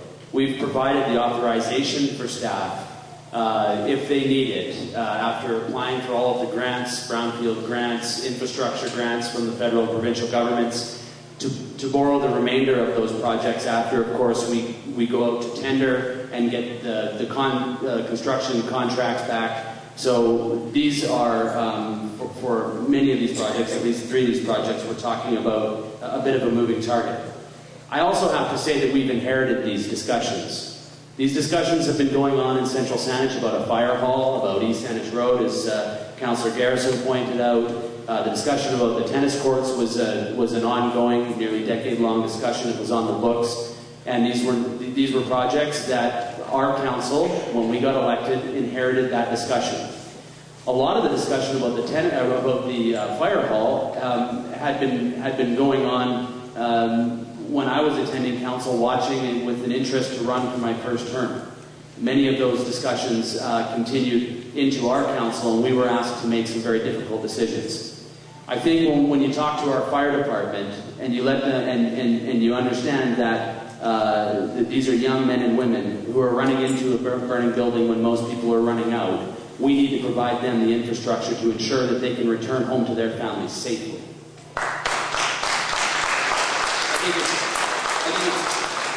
I think it's also important to point out that we're not just building one single fire hall. We're building an entire fire infrastructure for those young men and women. We're building a fire hall, for a training facility so that they can do their jobs better, and we're also building a satellite fire hall for them in Saanich. So these are actually 2 facilities, not just a single Taj Mahal Cadillac version of a fire hall. We're actually having to build infrastructure because we have not done it for decades. And so I think that it's very important that we are very clear on what it is that we're doing. Thank you.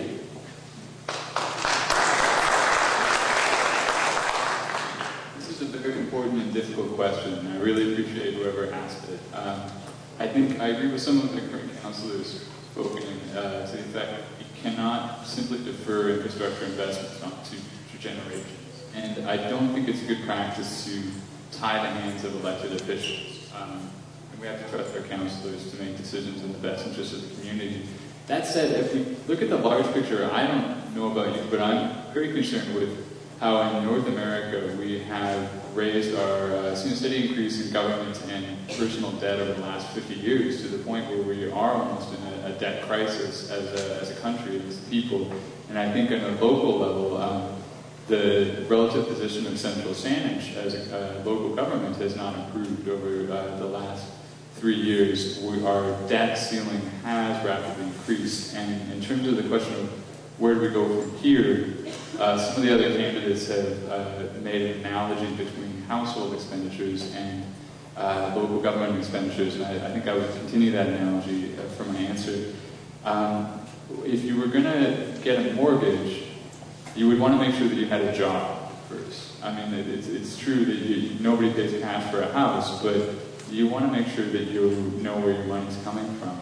And in an analogy to local government, I would want to make sure that I know where the new revenues were going to come from before we allow any more major capital investments. And I would want to make sure that those revenues weren't just going to come from increased property taxes. To me, it comes back to the question of where we're going to get more commercial and business development in a way that conforms to our official community plan and provides jobs and broadens the tax base for our residents.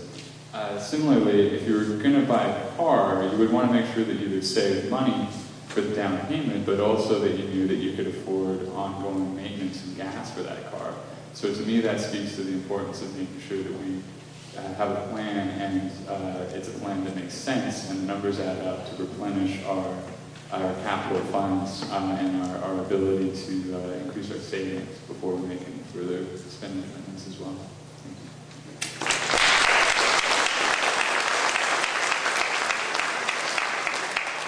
All right, I'm going to ask some questions of individual candidates, and then we'll get back to the ones for everyone.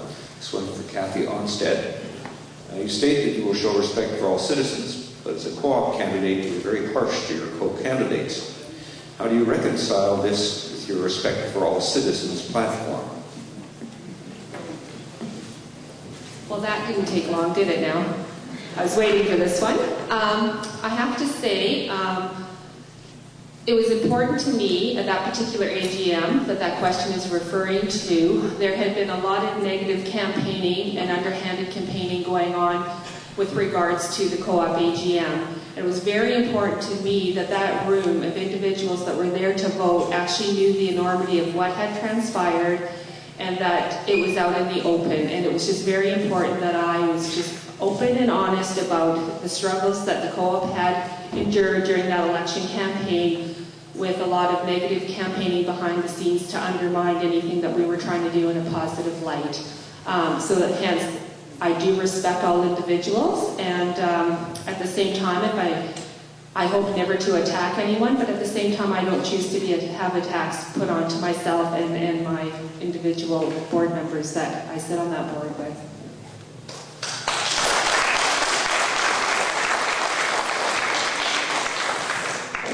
This one is for Adam Olson. Mr. Olson, do you pay taxes in Central Saanich? I pay every cent of tax that I'm entitled to pay. I live on Sartlet First Nation, and yes, there is a chief and council in Sartlet that makes decisions for the land that I live on. So technically, I do not pay property taxes to Central Saanich. We do pay, through Sartlet First Nation, we do pay servicing, so we are ratepayers to the district. We pay for servicing for sewer and water and fire. And in fact, both the local First Nations and Central Saanich, and part of the interest that I have going forward as a councillor is that we are going into a new generation of servicing contracts with the First Nations. And they will change significantly, and I think that this is an incredibly important discussion for our community to be engaged in as we determine how those rates will be paid and work as in a partnership with the two First Nations. Thank you.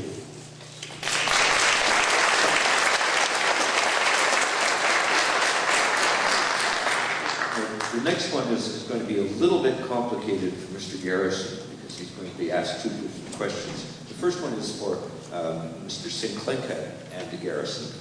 And it goes, you voted in favor of deleting the section of the OCP that prohibits big box stores of over 54,000 square feet in central Saanich. Although the intent of this motion was for the Keating area, Pope Burns says there are no parcels of land in the Keating area that could accommodate such a large store and provide parking. So where exactly would a store that large go in central Saanich, and why did you vote for it? Thank you. Enhancing Keating, it's a difficult and strange word. What we have to do is government has to move away and stop putting barriers in front of business. Let business operate business. We need to make sure that we create an environment that allows business to succeed and flourish in our community. Two of the parcels of property that will be coming up potentially in the future are the gravel pit and another piece of property there. Those would potentially be open to business. We do not want to put any roadblocks to anybody considering to move to Keating. They still have to go through the process, come before council, go through staff, go out to public hearing. So it's not like we have input. So why would we potentially put roadblocks? The other point on that is that we were looking, both First Nations have large developments coming with commercial properties, building malls and everything on their properties.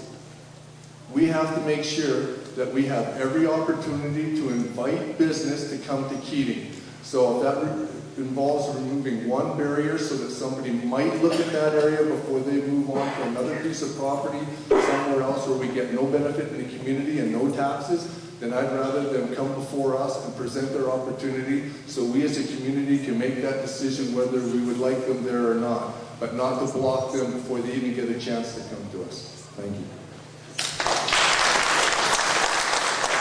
Mr. Garrison, before you start answering, here's the second part of your question. Earlier this year, Alistair Bryson proposed that council eliminate the provision, the secondary suite bylaw that requires the owner to live on the property. You did not vote for it since you said it was a council-based initiative without any application. Recently, you voted to allow big box stores in central Saanich, which was also a council-based initiative with no application, and you supported it. So why the difference in those two issues? Basically, with respect to the big box issue, I think it's just to make at least someone come, as Councillor Salenka said, to come forward. Because we've heard what's, all the rumors are out there, what's going on in the Saanich lands or whatever. There's all sorts of rumors of some major developments going over there. And I think if we want to revitalize Keating, we want to make sure that at least there's an opportunity for someone to come forward to at least come to council. And I think if you I'm surprised, talking to Hope Burns, she mentioned there may be only a couple of sites on Keating that may or may not support that type of development, and there may or may not fit. But from my perspective, it was just a matter of strategically giving an opportunity for applicants to come forward and to hopefully counteract some major developments that may occur on non-tax-based land in the municipality. And with respect to the the suite bylaw? Yeah, with respect to the suite bylaw, I certainly felt that, from my personal perspective, it was one of those initiatives that was brought forward that I didn't feel that we really had enough public input on it to really make a decision, in the sense of there didn't seem to be a push from, I guess, from the public to change it, and I didn't see it at that time to change really was necessary. And the next one is for Bob Thompson. In 1996, you quit council partway through your term. Why would we trust that you won't get angry and quit again? Well, I've heard this now for 15 years. Someone has to bring it up every time. I would point out that I work for people that know me and the projects I do in this community know the extreme diligence I put into it. From 2002 to 2008, I was chairman of the Planning and Development Committee, which is the most intense committee. So to me, it's simply a non-issue.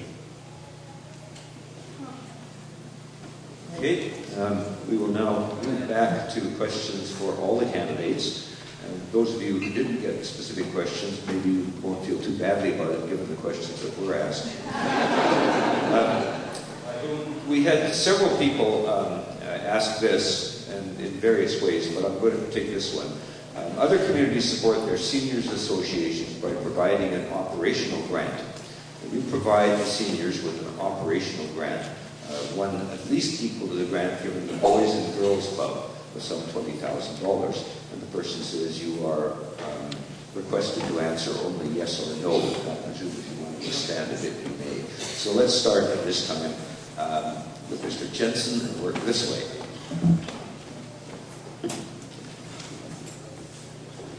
Yes. Yes. We're talking about budgets and money and deficits, etc. So how do you answer this question when you haven't looked at the budget? I'd like to say yes. I'd also like to say yes, but I would also, it's only responsible to look at the budget. If there's a way to do it, I would say yes. I would say yes, if financially possible, but it's very difficult for me to give a straight yes on this without having more information.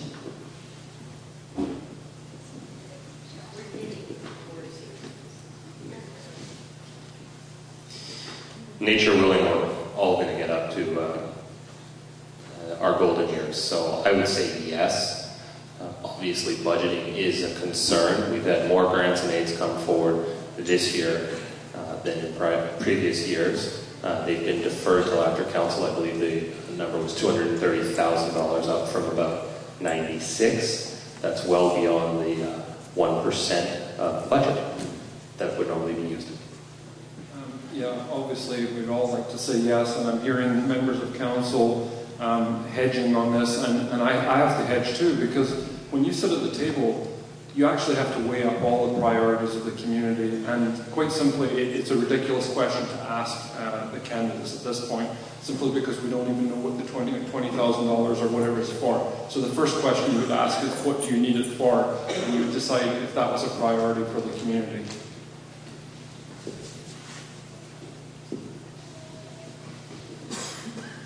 I'm going to say maybe, but I think we have to ask a more fundamental question with the grants and aid process. I give personally to charities. I know many of you in the audience do too. You have to ask yourself, is this something you want your local government doing? Sorry to be a cheapskate, but currently we have it as 1% of budget goes to grant and aids. So that's an escalator. So in other words, when we have budget, as our budget gets bigger, some would say that's not good management on our end, then we also give out more grants and aid, which bumps it up even more. I realize that the money that we give out to these charities is very appreciated by them and helps them a lot. I just don't know if property tax is the appropriate use for that kind of money. It's one I've always wrestled with. But it's, as far as this particular question, I would balance it within that framework, unless council determines to change that policy in the future. I'm also a maybe. I'm getting closer to senior years, so but nonetheless, it is a ridiculous question to ask. Until you sit there, until you see the budget, the revenue, and hear all of the different cases and what they're going to use the money for, and determine who gets what and how to divvy it up evenly, or who doesn't get something, or who gets what they ask for, you can't answer that question now in any honesty. Council has always, and this council and the council of the past, I'm sure has always taken each of these very seriously, but once again, the pot's only so big, and as you can see, it's doubled up this year. The requests get bigger and bigger as the recession gets tighter, and everybody starts looking for money at all avenues. We can't keep increasing these grants. We're at 1%, and I believe that we have to hold true to that line and be able to work with as best we can those dollars to the community. I would like to say yes, but unfortunately I think that the kids are a little bit more vulnerable than seniors. Seniors have worked and have income still, and children unfortunately do not have any income. Well, I think I'm going to get really specific here. Our seniors need a new roof on their building. And the rest of the roof was replaced on the cultural center. And I think that we have a group of seniors here who have worked very hard over the years. They have maintained the center, they have improved the center, they give a place for our seniors to go, to meet each other, and we give nothing to our seniors. So I really believe that if they need a new roof, we should give them a new roof. And it should come in as a supplemental item, not as a granted aid.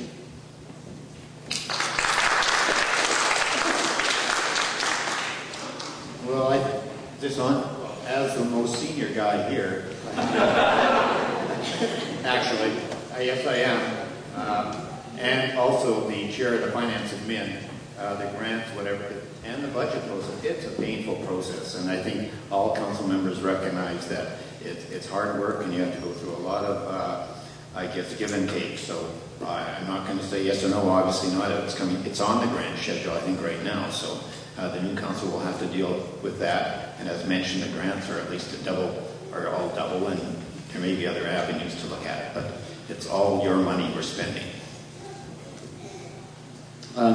Yes, thank you for the question, and I think it's some of the difficulty with this question lies in the fact that there is a request that's on the table, and there's about 25 other requests from a number of other organizations on the table as well.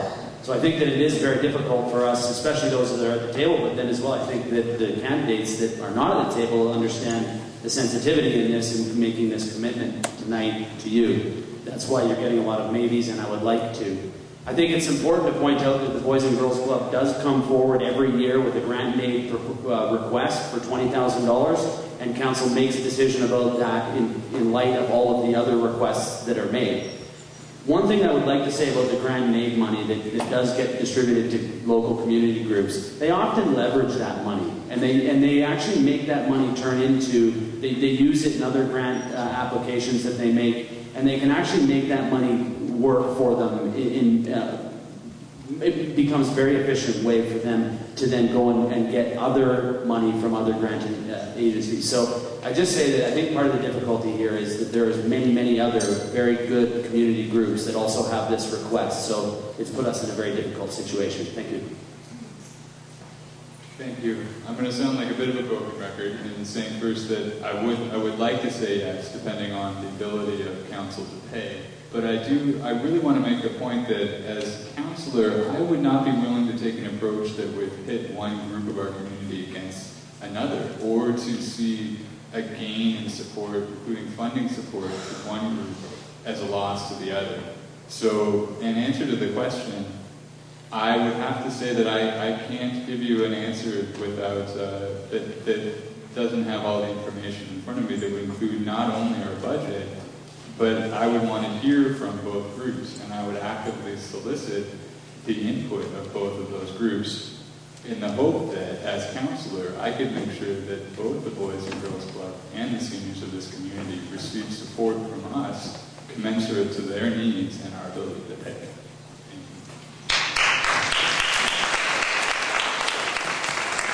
What I've got is that someone came up and said, "What's an OCP?" I'd asked two people and they couldn't tell me. And I thought, "Oh, okay." The OCP is the official community plan. It's either a guideline or a bylaw, depending on who you are. And in fact, that's the very next question. This is a question for all candidates. Do you see the OCP as a guideline or do you see it as a bylaw that must be followed? And we'll start on that side and go this way. Terrible question to ask a lawyer, but my honest answer is that it's as simple as this: if you go online, if you go to the Simple Saanich community page, and you go to the hyperlink for the list of bylaws, one of the things that appears is the official community plan. So, therefore, in my understanding, while the official community plan may not be technically referred to as a bylaw, it may not have the exact same legal effect if it was challenged in court. My understanding is that our commitment as a community to this plan was at the same level as the commitment that we would make to any of the other bylaws about land use, tax, development, XYZ. It's certainly something that I consider the people of Simple Saanich have put forward as something that they would like to be a guideline that next councils would follow, and something that's not easily dismissed, and something that I personally see as very important, and I intend to follow the official community plan to the best of my ability as councillor.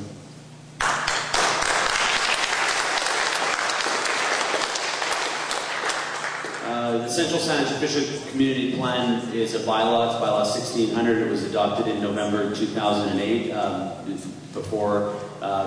right before the last election, in fact. It is a bylaw, and it does provide a guide for council. There are very broad and very specific policies in it, and I have seen people use that document in numbers of ways. Developers use it in some ways. Community groups use it in some ways. There are very broad policies and there are very specific policies, directions for council to implement as a direction going forward.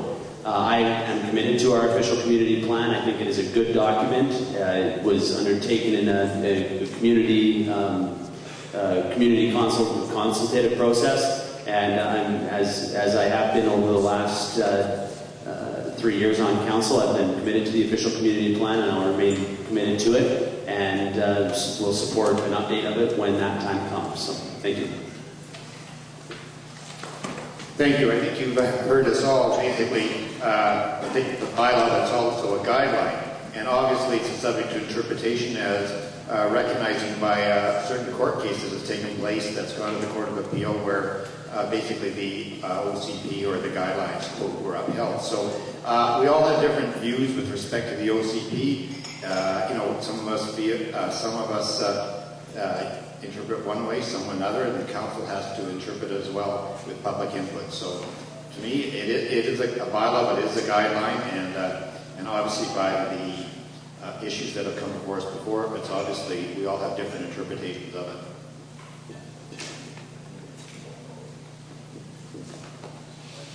I guess all along behind. It is a bylaw, but it is a guide. Amendments to our bylaw, times are changing, they have changed, and we need to change with them. The fundamental philosophy of the OCP states to achieve harmonious relationship with the natural environment, Central Saanich would integrate environmental, economic, and social considerations together in all decisions relating to growth and change in our community. So I think it is a living document. Did everybody wake up there? But I'm very proud of our OCP. When I first came on council and I went to the newbie school, everybody complimented us on what a great OCP we have. It's taken a lot of work. Our community works hard to do our OCP, and we need to listen to it. We need to be flexible, because if something comes up and we need to change, we need to have that flexibility to be able to change that bylaw.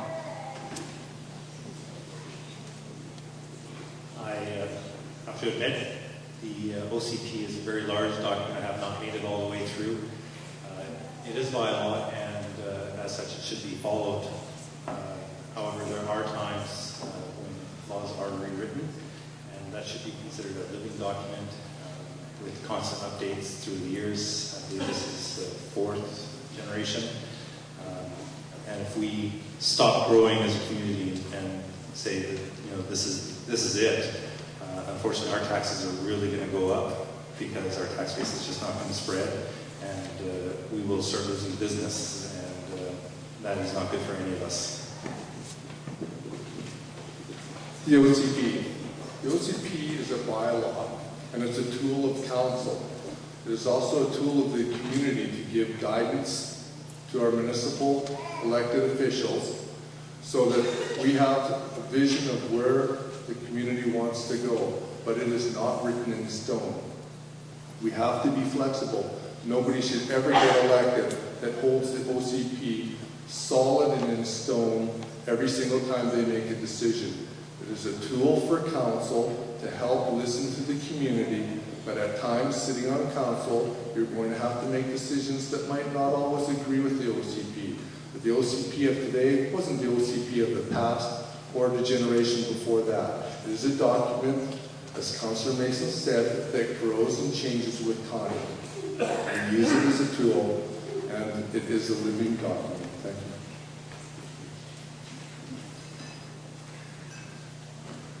I've been through 3 OCP amendment processes. The last one was in 2008, and Councillor Bryson and myself chaired that one. Councillor Bryson did a great job at it. I'm trying to think of different ways to separate myself from Councillor Bryson. It's just not working very well. But the OCP is a changing document. I think, though, when we get to Councillor Thompson, he's done quite a bit of research on how that document has changed over time. And I think one of the interesting things about the OCP, ex-Councillor Thompson, or soon to be. But as you look through the changes that have occurred over time, some of the fundamental guiding principles and areas set out in the maps have really not. The residential areas where future residential was established, a lot of those come back from OCPs back in the 70s. And the values around agriculture and rural, some of those go way back in that document. And that document is reviewed regularly with the public. It's really the only bylaw that we have that's a bottom-up document. So from that perspective, I think it's very important that the council respects it and follows it as much as possible, because in a perfect world, that document should encapture the will of the public. And so when we do go through a review process, it's very important for as many of you as possible to be involved in that review process to make sure that those points are in there.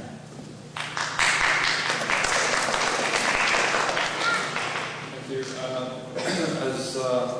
As Christopher Brown has just mentioned, we did co-chair the last review of the official community plan.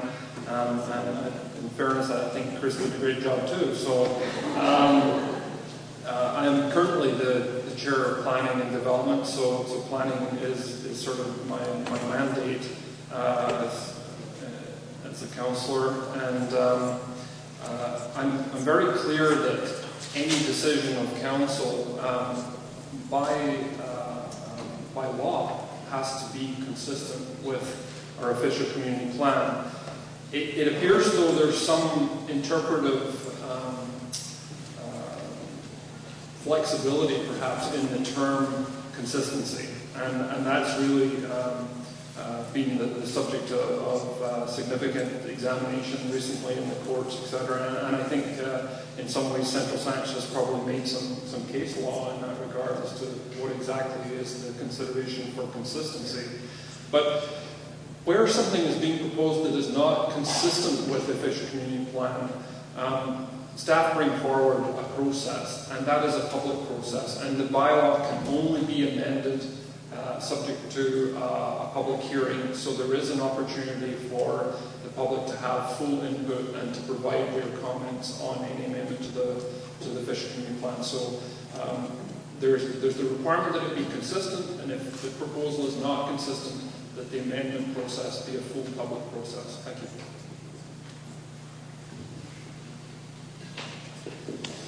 In my mind, the OCP is a guideline. It's a map. It's a plan. How many of you have set out to follow a map and a plan and something changed along the way and you had to do it another way? I'll be honest. And why did you do that? Because there was a better way to do it. Did you just stop and not do it? Something blocked the road had washed out. Well, I guess I'm going home because I can't get through that way. No, I'm going to find a way around it. If elected to council, I serve you, the people.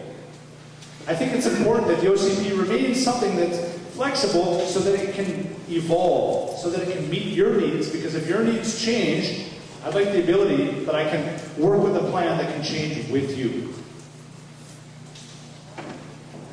I believe that the OCP is a guideline for the direction we want to take our community in. But in an ever-changing community, I think the most important part of the process and keeping those lines of communication open. And that's the job of the council, to keep consulting the community as it changes and as the needs grow, and grow with it. It's clearly a bylaw. The fact that when we do make, we'll stick to the minor changes to the OCP at this point. When you make changes to a bylaw and there are minor discrepancies with the OCP, you in fact go through two stages.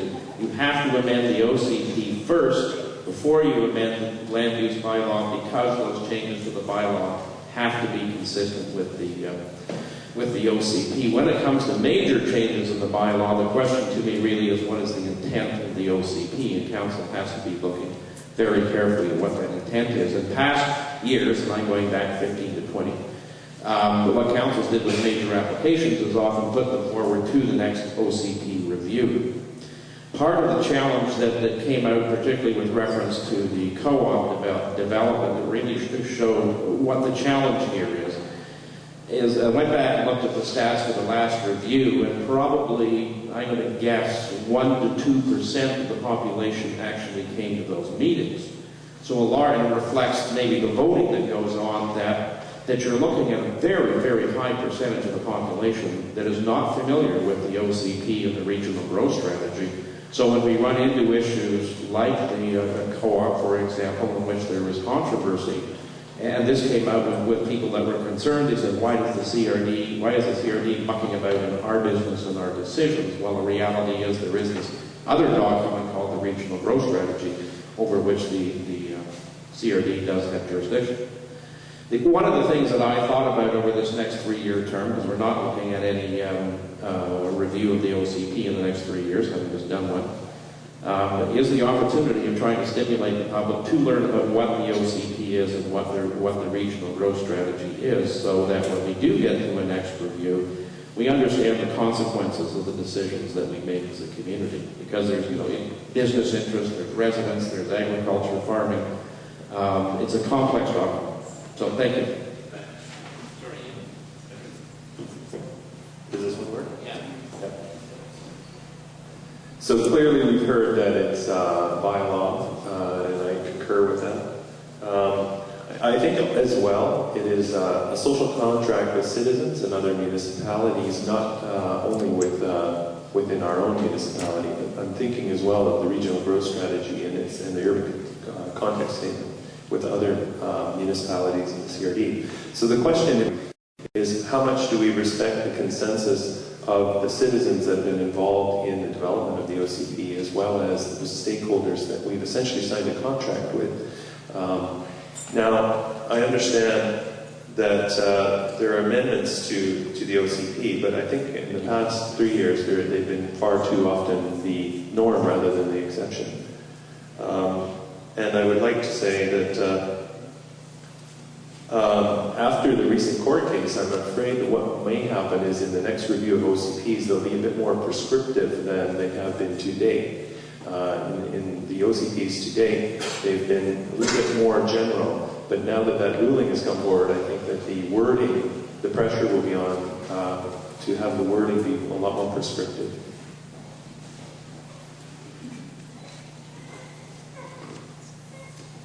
The OCP, to my mind, is the will of the people.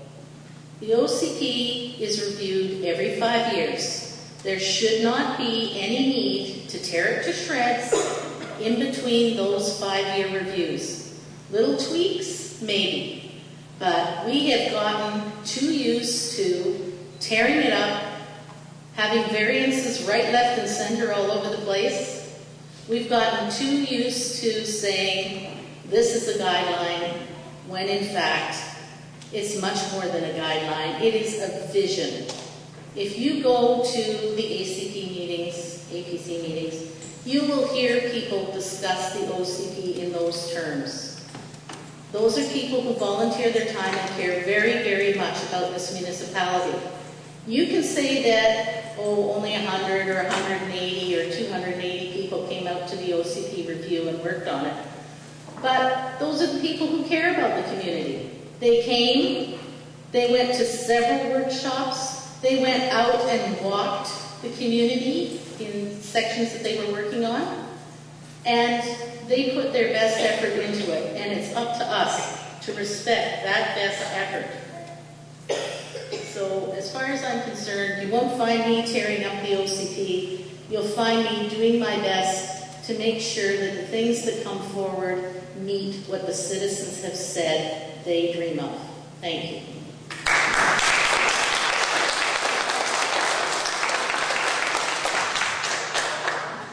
Hi.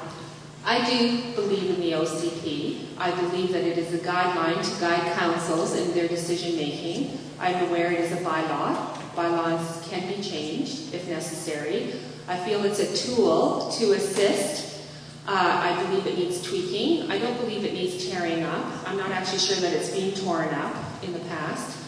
I have to say, I'm not sure what the percentage was that Bob Thompson just said. Was it 1.2% of the people that were involved in the last OCP review? That concerns me. And it isn't because those are the only people that cared. It's because those are the only people that had time. There's a great many citizens in this community that are raising families, working, running 100 miles an hour that would love to care about the OCP. And if I'm elected, I will make darn sure that every single one of my friends are part of that consultative process, because they are not aware of the 1.2% that so-called speak for the rest of the citizens.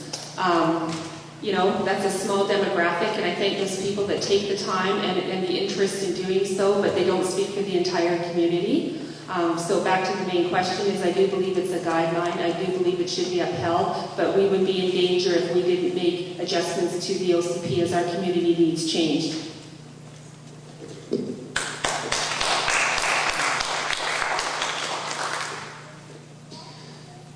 Quite simply, it's both. Beyond the alphabet soup of acronyms, you know, RGS, OCP, UCP, APC, that nobody understands, okay, is a principle. I carry the OCP around with me. I consult it regularly. The point is, there are a number of important principles contained within the OCP, okay, that provide guidelines. Section 3.2, for instance, talks about guiding agriculture. Section 6.2.7 is much more specific and addresses biodiversity in sensitive areas. Policy 1 is consider biodiversity climate change goals such as carbon sequestration, increased efficiency in stormwater management when planting and managing urban trees and landscapes. Why did we incorporate these things into our most recent OCP? Because we came to a realization that these things matter. When we do things that contradict our newest ideas that have been incorporated, we have essentially abandoned the OCP. And you can talk about people not showing up or people not being aware. Ignorance is never an excuse. Show up. Get your input in. Make your voice heard. Use the elected councillors. Use the candidates. Use whatever method you can find. I've got a month-old child. I've got volunteer. I've got a job. I've got all these things going on. I still find time. Everyone can and should and must find time. Thank you.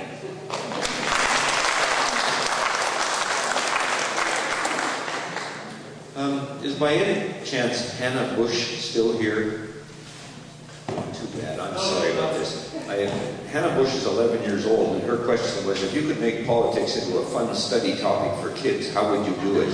And I should have asked her, because obviously she was here earlier. I'm really sorry I didn't.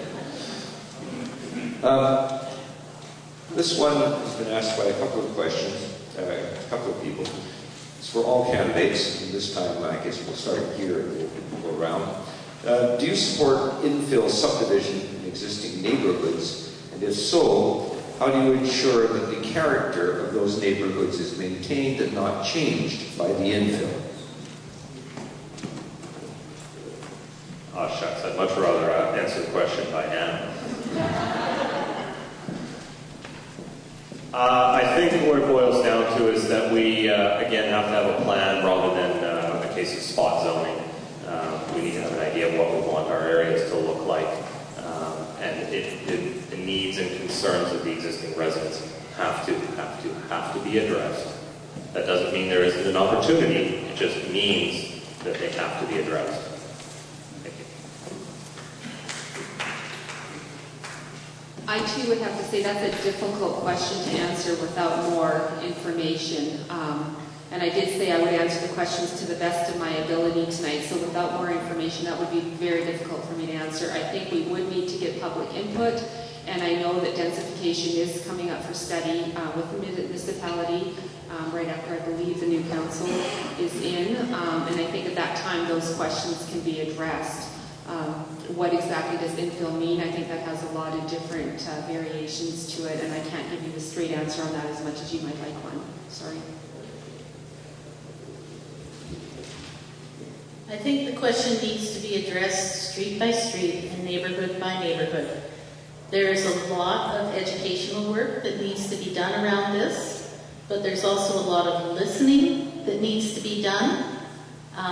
People moved into a place expecting that that place was going to remain the same for a very long time. So we need to be very, very careful about the kinds of changes we're bringing to them, and that the changes fit into the neighborhood. We have all the time in the world to figure these things out, and we need to take that time. And one of the real problems that we've been having is that people find developments cropping up all around them. They go to council, they want to have an equal say with the developers, and they often feel they haven't had that chance. And we need to make sure that every voice is heard. So again, this has to be done neighborhood by neighborhood and street by street. And I am most happy to go to any street in this municipality and sit down and talk to them about what they would like to see, what changes they're willing to accept, and what they absolutely don't want. Thank you. Well, I have to admit, I agree with many of the comments that have preceded me. And I don't think you want the fast answer, I think you want the best answer, one that's thought out. And so certainly this requires consultation with the community, with those residents, that neighborhood, for example. Fully agree that it can upset people. That's why when I was elected, I went knocking on doors between elections, not only at election time. So if I am elected again, you can not be surprised if I start knocking on your door.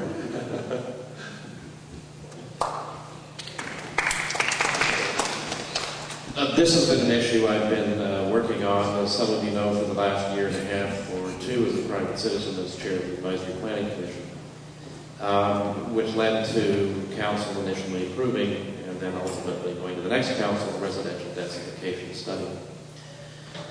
We live clearly in a mixed community, suburban, rural, and for many of us, our little 8,000 square or 6,000 square foot lots is our acreage, and privacy is extremely important to people. the value of going through a residential study, densification study, because I'm not, again, it comes down, I'm not sure if it's something that people want. We've looked at it from smart growth principles because we've got a pretty tight boundary. We are running out of, there is very little, in fact there's about 1 or 2 spots in the municipality where you could do greenfield development in less than 10 acres. So that land is rapidly being consumed. The studies that were done through Wayne Hunter's councils and so forth relied on this concept of looking at different types of housing. We didn't want just single-family housing. So we're running into this conflict, really, between residential areas and some of the policies of the OCP. Part of it is a creative process that looks at different options. I know at the APC one night we talked all about growing up in 1,000 square foot homes, and now homes tend to be larger, which is causing some of the privacy issues. So I think, and looking at the cost, I talked to members of council about this, what's the reality of densification and the cost of providing affordable housing. It's great to talk about affordable housing. It's very, very difficult to create in this municipality. So I think the residential densification study will be key. Do I support infill housing? I don't think as a councillor it's my job to support or not support anything. It's my job to hear what the community wants and keep the process open and make sure that all the lines of communication into that council chamber are being fed to everyone in the community, not just the select few people in that affected area. So to me, a reoccurring theme seems to be the process, and I want to uphold the process and continue on the good work that the council does to follow the community plan and meet the needs of all the citizens. I have the opportunity once a month, well, if we're lucky, if we have enough on the agenda, to sit around the table with Bob and a number of other residents, where we get to look at examples, proposals, ideas. And I like the idea of taking a good community look at each case. I don't believe in brush strokes. I'd like to give every piece of opportunity a thorough look, because what's going to work beside my house may not work so well beside Bob's house or Zeb's house. And I believe that it's important. It's too bad. I would say come on out, although our meeting for this month got canceled. We usually meet about the third Wednesday, and I think we're just as exciting as a council meeting. But what we represent is a group of people that work as a team. I've come to appreciate that we look at ideas, but we look at it with a team approach, where I represent a niche. For a while there, I was the guy with the young kids, so if a proposal had a playground with the kind of material that isn't fun, I could say, my kids don't like that. Those toys, they don't understand it. And I look to my fellow commission members for their expertise, because I don't profess to be an expert in things I don't know. I can bring to you what I know, what I've learned in my 39 years, but I like the opportunity to work with a team where I can lean on other people where I know they've got expertise, and one of my strengths is to get behind the decision of that team and help move forward. So if it works for that spot, great. If not, then let's look at what might work better for that spot. Thank you. I'm going to just go back a little bit further in history. When Chris Graham and I were chairing the OCP steering committee, we were getting close to having a draft document that we were prepared to bring to council for the OCP review in 2008. And at the steering committee meeting, I appreciated that we had come up with the concept of densification, and but I think I actually used the words that I felt we had perhaps a bit of a cop-out in terms of really coming up with clear enough criteria for the community in terms of what that densification would actually look like. The compromise, I didn't manage to persuade enough people to actually really develop the area of what densification would mean in neighbourhoods. But the compromise that you will see in the Fisher Community Plan is we got a line diagram from Bruce Gregg, which is a lovely diagram showing a tapering of density from our village cores outwards. However, the current council does deserve some credit in terms that we have budgeted money, and we've actually, I sat on a committee going through the consultants, and we have actually allocated a contract for the densification study, and the criteria are a high priority, and we'll be doing that with the beginning of the new council. We have the need to identify, to build infill guidelines. The need for that is identified in the 2008 OCP. But I think that to answer the question, yes, I believe in infill. There are places where it is appropriate. It's also a part of a cycle of redevelopment that happens. I know some people are quite fond of what's happened around the Bay. Some people are very concerned about it.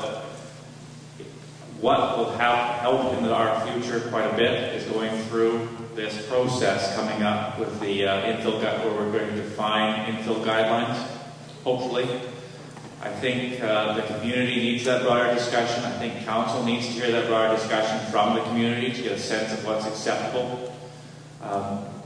I think we have to make sure that infill doesn't come at the expense of neighborhoods. People live in a neighborhood for a reason. They like that character. I think if there's going to be any infill in there that meets, that it blends in with that character, and it's acceptable to that neighborhood. When I was on council, I would only support applications that were acceptable to the neighborhood. And I definitely would not be ramming things through.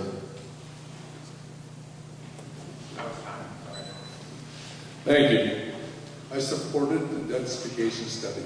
The OCP guides us in making sure that we look at infill whenever possible in our urban areas. Not all of the development has happened in those areas, but that is where the primary focus is.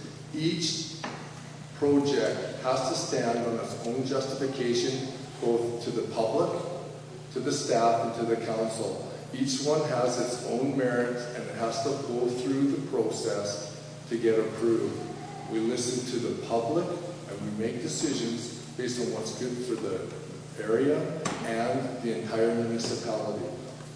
Thank you. Infill just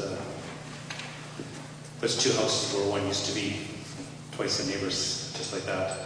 I think infills may have a place, but without 100% feedback from the neighbors and approval from the neighbors, I don't think they should happen at all.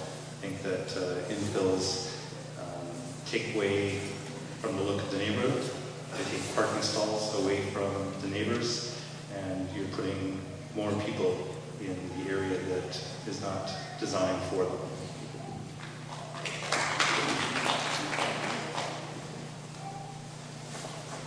In our OCP, under Guiding the Future Managing Growth, Policy 4, sensitive residential infill and intensification will be considered in areas designated for residential uses within the urban settlement area. That's in our OCP.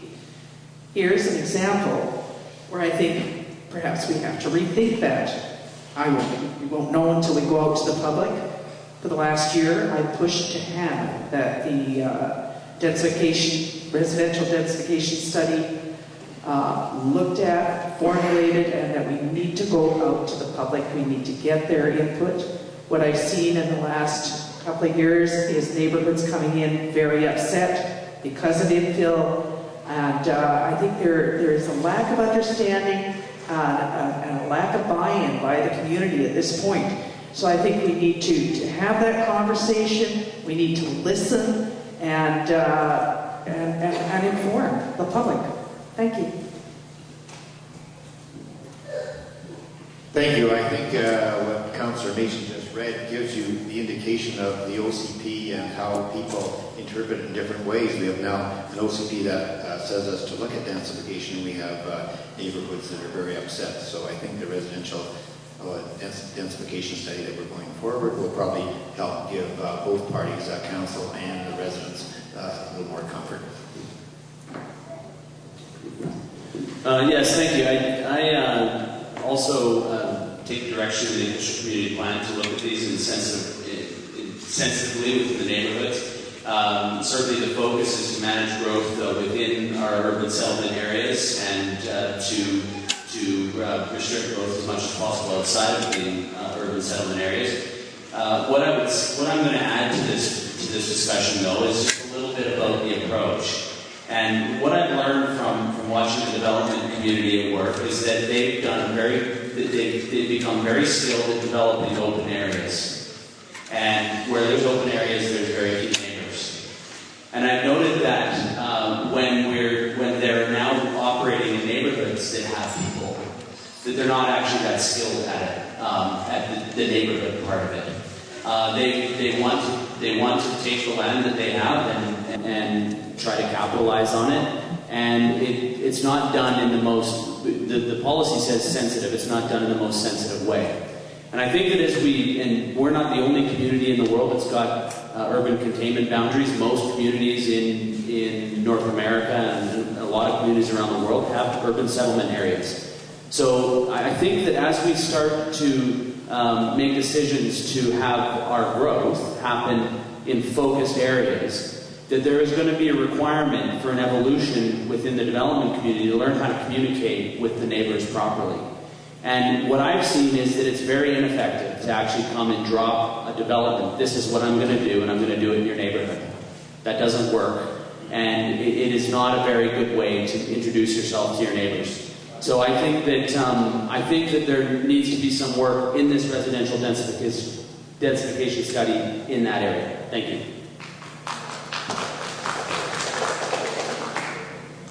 I agree with what some of the other candidates have said to the extent that these kind of decisions are the meat and potatoes of what Municipal Council does, and that each decision does need to be assessed at a case-by-case basis. But if that's done properly, other residents' voices will be given equal credit to the voices and perspectives of those who would want to develop. But I don't want to keep it as just a very safe answer in that way, because I think that this question speaks to some of what my priorities for the larger community are. So basically I see it as this. We have accrued a large amount of future debt in terms of our spending commitments. And so whatever anybody says at this table today, I know and you know that the next council is going to be under tremendous pressure to increase revenues. And there are three basic ways that I see that we can do this. Three basic ways to increase the tax base and the revenue that we have as a municipality. One is to increase commercial and business investment. The second is to increase property taxes by some combination of densification, infill, rezoning. And the third would be to cut services. Now, I don't want to cut services. And I think that looking at ways to increase commercial and business investment into the zones that we already have allocated for that kind of practice is the best priority, is the best of those three options. And that's the one that I intend to pursue as a first priority.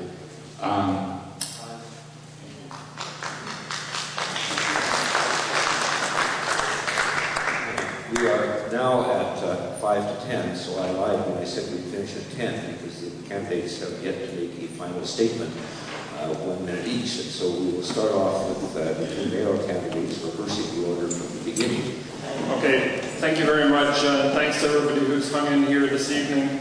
I'm glad to see that we have a wide range of candidates here. I think I can work with any of these people as a leader for the community, and I'm looking forward to seeing what the community selection is. I also wanted to thank Christopher Graham for running, because I think the only thing worse potentially than not getting elected would actually be being elected by acclamation and as a new mayor, because then potentially you would be challenged on the basis that nobody else really wanted the job. So I appreciate that we've got a full spectrum of people here, and I hope that the decision making you will use is actually what tools people bring to their decision making rather than the specific items they've identified this evening, because you just don't get to choose the issues that come in front of your council. It doesn't work that way.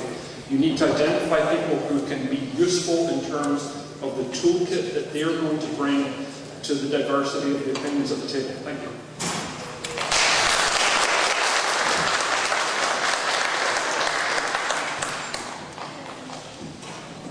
Thanks for putting up with us for the last 3 hours. I know it's difficult on this end. It must be really hard on that end. And I'm glad to see that we didn't identify any crazies. That's always a big plus. I mean that as a joke, too. Sorry. I know the night's late. I think we have 2 very good candidates running for mayor. At the very least, 2 similar candidates, some people might say. I just want to quickly run this down. Please support me for mayor. What I think draws me as out to be a different candidate is I have twice the experience on council, having served 12 years. I found the people of Central saved money. I've kept their costs down. I have lots of enthusiasm to share with council. I have the necessary leadership and multi-jurisdictional experience, having shared and sat on many boards. And I've been directly involved in many accomplishments that benefit Central Saanich and the region. Thank you.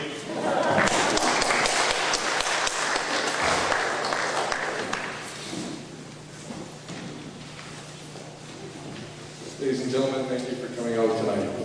Central Saanich faces many challenges in the coming months and years ahead. Challenges that will require serious funding, careful planning, and execution. I will bring my council, board, and business knowledge and community service record to council and continue to make the right decisions for our community and make sure that they're implemented. My objective is to bring to you a community that has a balanced approach to growth, that will continue to work diligently to cultivate initiative and to boost the local economy so the district will be sustainable and prosperous, while never losing the vision of maintaining a green community. One of the most attractive reasons for living in the district of Central Saanich is its rural setting and high quality of life. Preserving this quality of life for your family and mine is my top priority. Thank you. Thank you all for putting up with me. I hope you can tell that I am not a career politician. I tend to say what's on my mind. The benefit of that is that you actually know where you stand with me. Also, I'm not afraid to admit that I'm wrong, and I will learn, and I will listen to you. The job of council is to not make decisions for you, but make decisions with you. I hope to get a chance to serve for you. Thank you.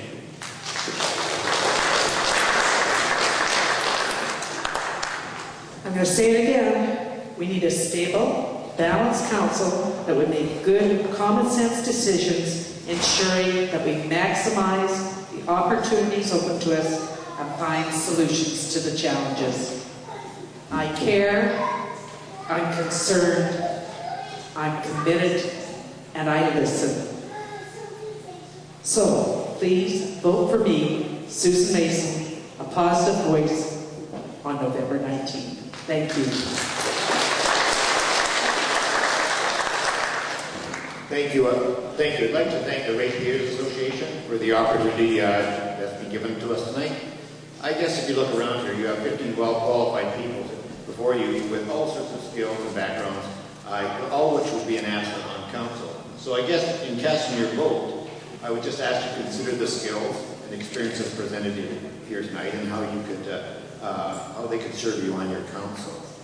And I believe I have the skills and the experience to contribute again to this council, and basically would ask you to consider me for one of your votes. Thank you.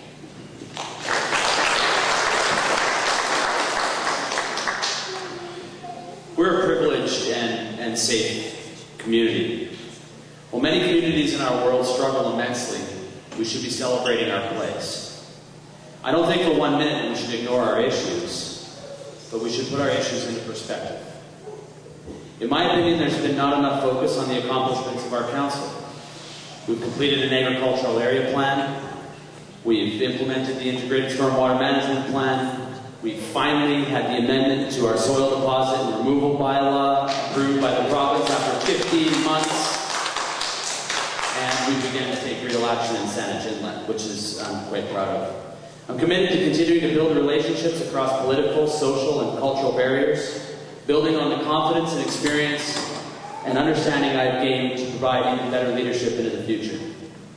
It's important for me to continue to be an open and honest decision maker, always only just a phone call or email away. Thank you again. Central Saanich is a very important place for all of us. I'm asking for your support on November the 19th so I can continue to work with my colleagues at the table to address the challenges and nurture the opportunities. Thank you. Thanks again to all of you, to the Ratepayers Association and to the Coast Salish people for giving us the opportunity to speak tonight. I'm asking again for your vote as a resident, a father, as a representative of a younger generation, and as someone with experience and understanding of the law. As council, I hope we'll bring a change to the bitter and rancorous tone of local politics. And as far as my policy, I hope to hold the line on debt and taxes, to rejuvenate Keating Cross and our other residential business and commercial districts, to restore the civic spirit of our community, and to bring back neighborly spirit and transparency to local governance. And I hope you'll give me a chance to do that by voting for me on election day. Thank you.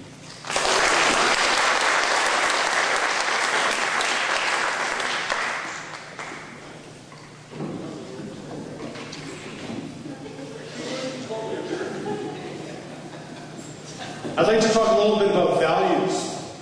When I first stood before council in about 2005 and applied to be on one of 4 different commissions, I was asked, why are you trying to be on 4 different commissions? I said, because one day I want to be on council and I want to make sure I get a chance to be on a commission. And they gave me a chance. I got on one. I'm a team player. As I mentioned before, I can get behind the team. I can support that and I can make it work. Finally, I'm hardworking. When Ian offered up the chance to have a table here, I said, no, that's all right, Ian. I want to be outside. I want to meet people face to face when they come in. The table's too passive for me. So I raced out here from work, and I think I was tied with the AV guy to be the first guy in the parking lot because I didn't want to miss a single one of you. And I'm not going to leave here tonight until Ian says, Carl, that's it. There's nobody left. Come talk to me. Find a brochure. I'd love to chat with you. I'm here to serve you. Let's chat right now.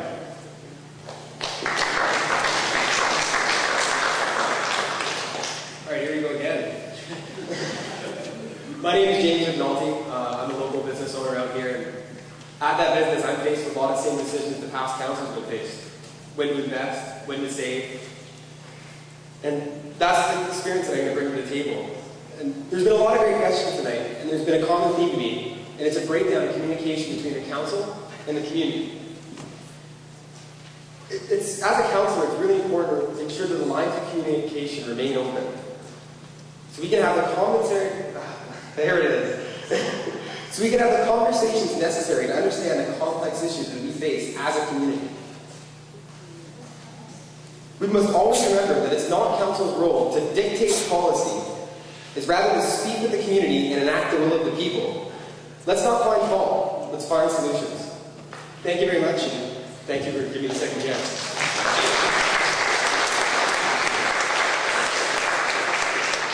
I'll keep it short and sweet. Thank you for coming, and thank you to the ratepayers. I know it's been a long evening.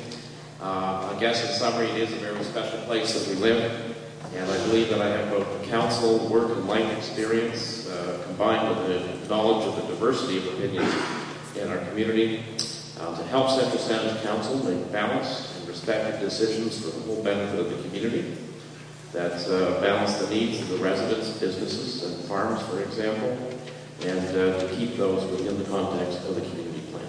Thank you.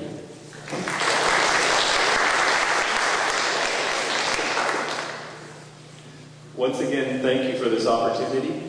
I've been out every day knocking on doors because I want to hear from you, and not just because it's an election going on.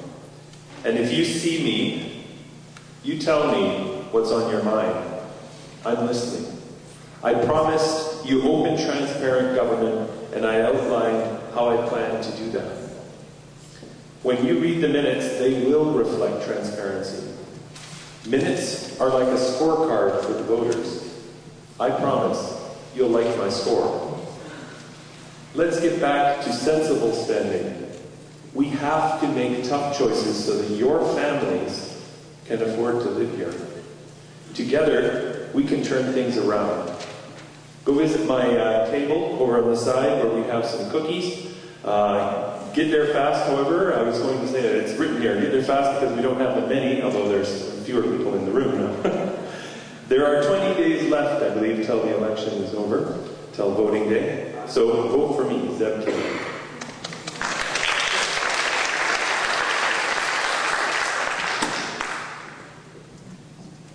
I work at BC Housing, and I see on a daily basis what happens when communities crumble. And what's really disturbing me is that more and more each day, the applications that I'm getting for low-income subsidized housing are coming from working people in central Saanich. I can name every street in this community and tell you that there is someone out there in need of help. So my job, if I get on council, is going to be to use my voice and your ideas to make sure that our community is healthy and safe and affordable for all of our citizens. Thank you, and vote for Susan on November 19th.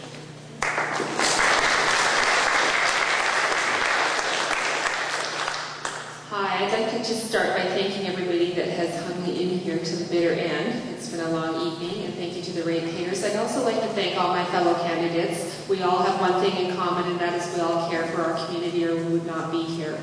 I feel I would bring to council a well-balanced, common sense attitude and approach, good decision-making skills. I am a team player, as well as an extensive financial and business background. So I would hope that you would vote for me on November 19th. Kathy Onstead, thank you.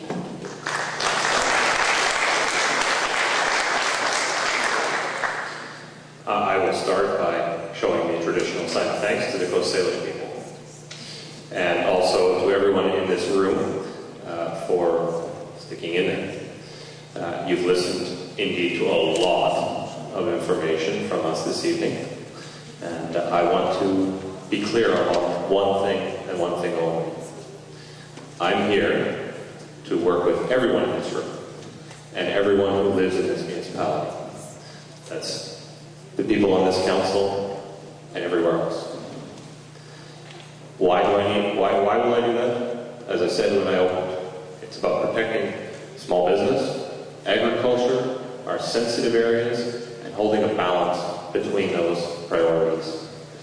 In addition, we have issues like reasonable taxation, debt, that have to be addressed. And I'm willing to do that with these individuals and with you, the public. I bring with me quite a bit of educational background at University of Western Ontario, public policy, and also UBC. So on November 19th, please vote for Ryan Windsor. Thank you.